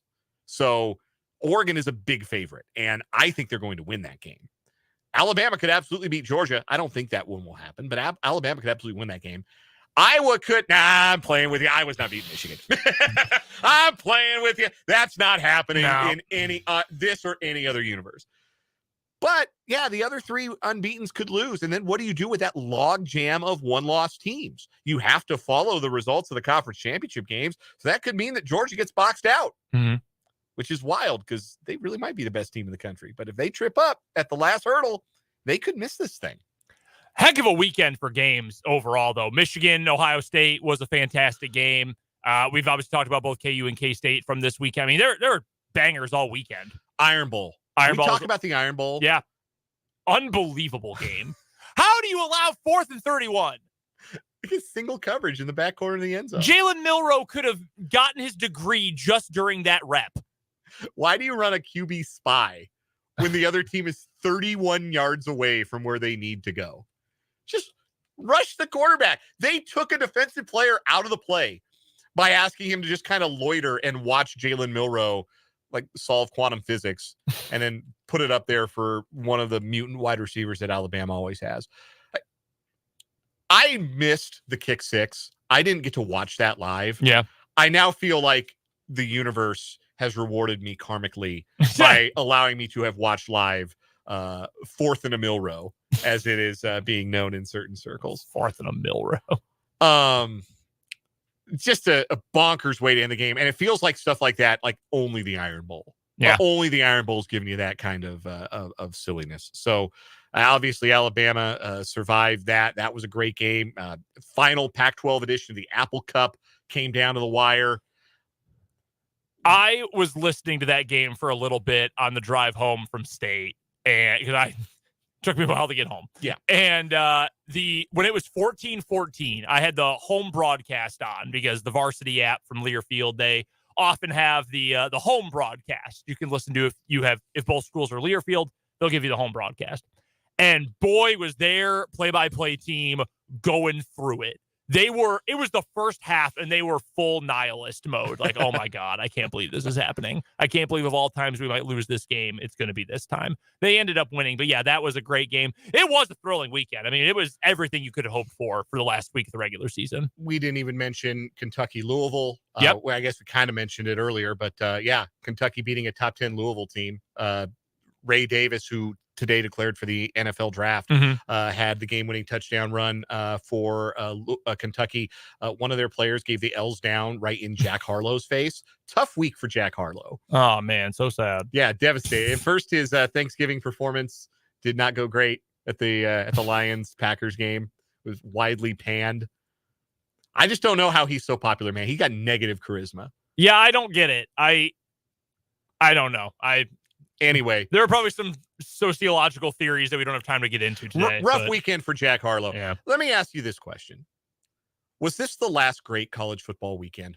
You know, I've been stewing over this question today or over the last couple hours anyway. And I think if we're talking about from a national perspective, then I think there's certainly an argument for that, because you're not going to run into Ohio State, Michigan, meaning this much probably if these two continue to be as good as they have been in recent years. If it was next year already, Ohio State and Michigan would have gone into that game on Saturday, obviously wanting to beat each other, because those are two programs that they play for the championship of each other. But number one, both teams would be in a 12-team playoff. We wouldn't even be debating whether they would make a 12-team playoff. Correct. They would both be in. And number two, they would be playing this week too. Again. Because they were the 1 and 2 teams and remain the 1 and 2 teams in the standings in what will be next year a divisionless Big Ten conference. So if it's the first of 2 games and both teams get into the dance anyway, it means a little less. I mean, it means what it always means because it's the game, but the broader stakes are lower. Alabama's win means a little less because even at 10-2 going into the SEC championship game, they'd still have a chance to make the 12-team playoff instead of being eliminated from the 4-team one if they would have lost to Auburn. Washington, the stakes would not have been as high. And oh yeah, it's the last Pac-12 version of that game. Like, it'll never mean what it has meant in the past again. I tend to think it is an overreaction to say that, oh, college football will never be the same or college football will be worse. No, you can't the things that are great about college football, you can't extinguish fully. You just never will. It'll always be great, but it won't be this. And I think that something will be lost when we go to 12 teams next year. I think so. And I'm going to take a victory lap because I've been saying this from the beginning and I don't like it. And I want it to go back because I don't like change. Return to the Bowl Alliance. Yes. Give me 15 bowls, make them mean something, and give me an argument at the end over who number one is. That's what I miss. I miss the argument. I do too. I do too.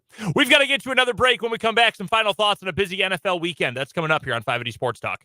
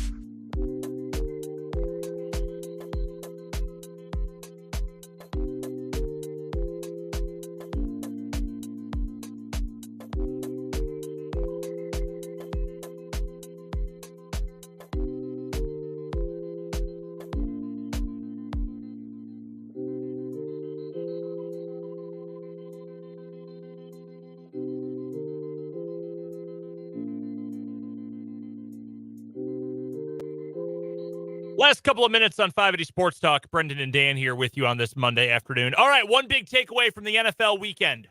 What was it? The Eagles and the 49ers are the two best teams in the NFC, and I cannot wait to watch them have it out this Sunday. I have a feeling the 49ers are going to have an edge because the Eagles have been in two heavyweight brawls the last 2 weeks, and at some point that takes a toll. And I would expect the Niners to have a little bit more in the tank as they were basically able to coast to a win over Seattle on Thursday night. That being said, over the long haul, does that mean I think the Niners are better than the Eagles? No, but they might be. They might be. Brock Purdy continues to play at a really high level. Their scheme continues to be really hard to top. Christian McCaffrey should be in the MVP conversation. They're getting healthier. They're getting more terrifying, the 49ers. Like the Eagles are, I think they're the best team in the league, but if you want to argue the 49ers when fully healthy are number two right behind them, I think I'd listen to your argument. I am worried about the Eagles long term. I think that is a bold call at this point because they keep Jalen Hurts has looked a little bit better recently. They obviously have now won two of their biggest games of the year back to back. They have gone into the half trailing in 4 straight games. That is a really dangerous way to live in the NFL. And that has me a bit concerned about the Eagles. They're still good. They're still great. They're still the class of the NFC. I'm still taking them over the 49ers because you know how I feel about Kyle Shanahan. But that is a risky proposition. And it's like we talked about with the Chiefs circa 2021. They kept winning, and they had that long winning streak at the end of the year until week 17 or 18, whenever it came to an end, going into the playoffs before that loss to the Bengals, the postseason version.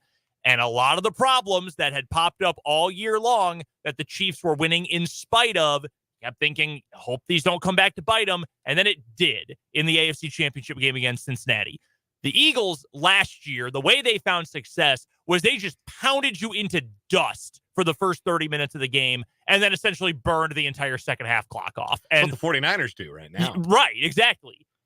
This is a different kind of Eagles team. They don't have quite that same kind of panache offensively, I think, that they had last year. I don't know if it's Hurts has been banged up. I don't know if it's losing Shane Steichen. I don't know if teams have just adjusted to them. I don't know. They're good. They should still be the favorites to make the Super Bowl from the NFC, but I'm a little worried about the tightrope act they're walking. They don't seem to be as good as some of their parts. Like, you look at them and you can kind of nitpick them, but they keep finding ways to win. They keep standing in the middle of the ring and slugging it out and being the last team standing over 60 minutes. And I do think that's worth something, is just getting it done is valuable. But I do think in the short term, they're going to be at a disadvantage, I think, against a fresher 49ers team on Sunday. And I think the 49ers will use that edge to their advantage. My big takeaway from the Chiefs game, we didn't even really get to this when we talked about the Chiefs earlier in the show, but Rashee Rice is here, man. They found their number one guy, and they threw to him in a lot of different situations and let him make plays at the line of scrimmage. They let him make plays down the field yards after the catch. They threw a sideline ball to him. They made a great catch and got 2 feet down. He did it all. He showed the total package as a wide receiver. We've been waiting for a Chief to show that, and Rashee Rice finally did on Sunday, and that is a hugely encouraging development for this passing game. Yeah, really happy to see him emerge, finally have that breakout game. Not that he hadn't already been good and had good moments this year, but a game where he really felt like we need someone on the outside to go make a play. It's going to be number 4. That's encouraging, and that should be really exciting for this Chiefs team, too. And best the offense has looked for a full game, probably all season, again, excluding the Chicago game, which is a great place to be. By the way, one other note for me, one takeaway outside of the Chiefs game, you know who the most exciting team in the NFL is? Who's that? I think it's the Houston Texans, man. All their games, they either score a ton of points and Stroud goes nuts, or they just play a banger at like this weekend against Jacksonville. I am begging the Houston Texans. You have to stop the Denver Broncos. You have to stop this. For me, for your buddy Dan, you have to stop this. This is not funny anymore. The Broncos look like an actual football team. I'm not enjoying it. You need to put a stop to this. You need to put a stop to all this playoff talk I'm having to deal with regards to the Broncos. You need to stop this. You need to put a stop to all the tweets about Russell Wilson is cooking when he's going like 13 of 24 for 120 yards. Please, I'm begging you, Texans. You have a chance on Sunday to put a halt to this nonsense. I beseech you to do it. We've got to get to one final timeout. The final word is next on 580 Sports Talk.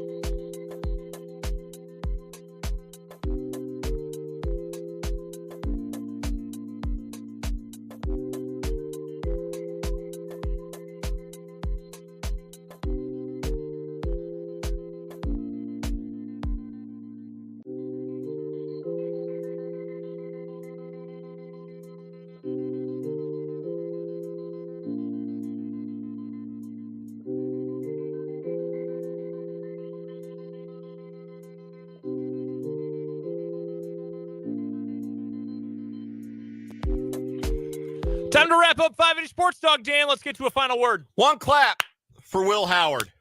A damn good cat and a champion. Best of luck moving forward to a fine representative of Kansas State football.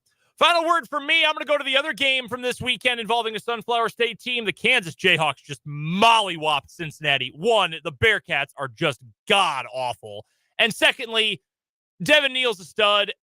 But the takeaway from that game is Jason Bean. He's everything KU fans could have ever hoped for in a guy who is essentially a failed starter who became a long-term backup to do what he has done this year, the last 2 years for this team, and what he hopefully can do in a bowl game too. I really do hope Kansas fans can appreciate what number 9 has done for this KU team because, man, this ain't an 8-win team if you don't have Jason Bean. I don't think there's any question about that. He has been truly special these last couple of years. We're back tomorrow at 2 o'clock. Got plenty to get to. We'll talk to Jesse Newell about the Chiefs. We'll talk to Michael Swain about the Jayhawks. We've got plenty more to get to from college football, the NFL, college basketball, and so much more. That's tomorrow from 2 to 6. For Dan Lucero, for Jake LeBon, I'm Brendan Dworzinski. This is 580 Sports Talk.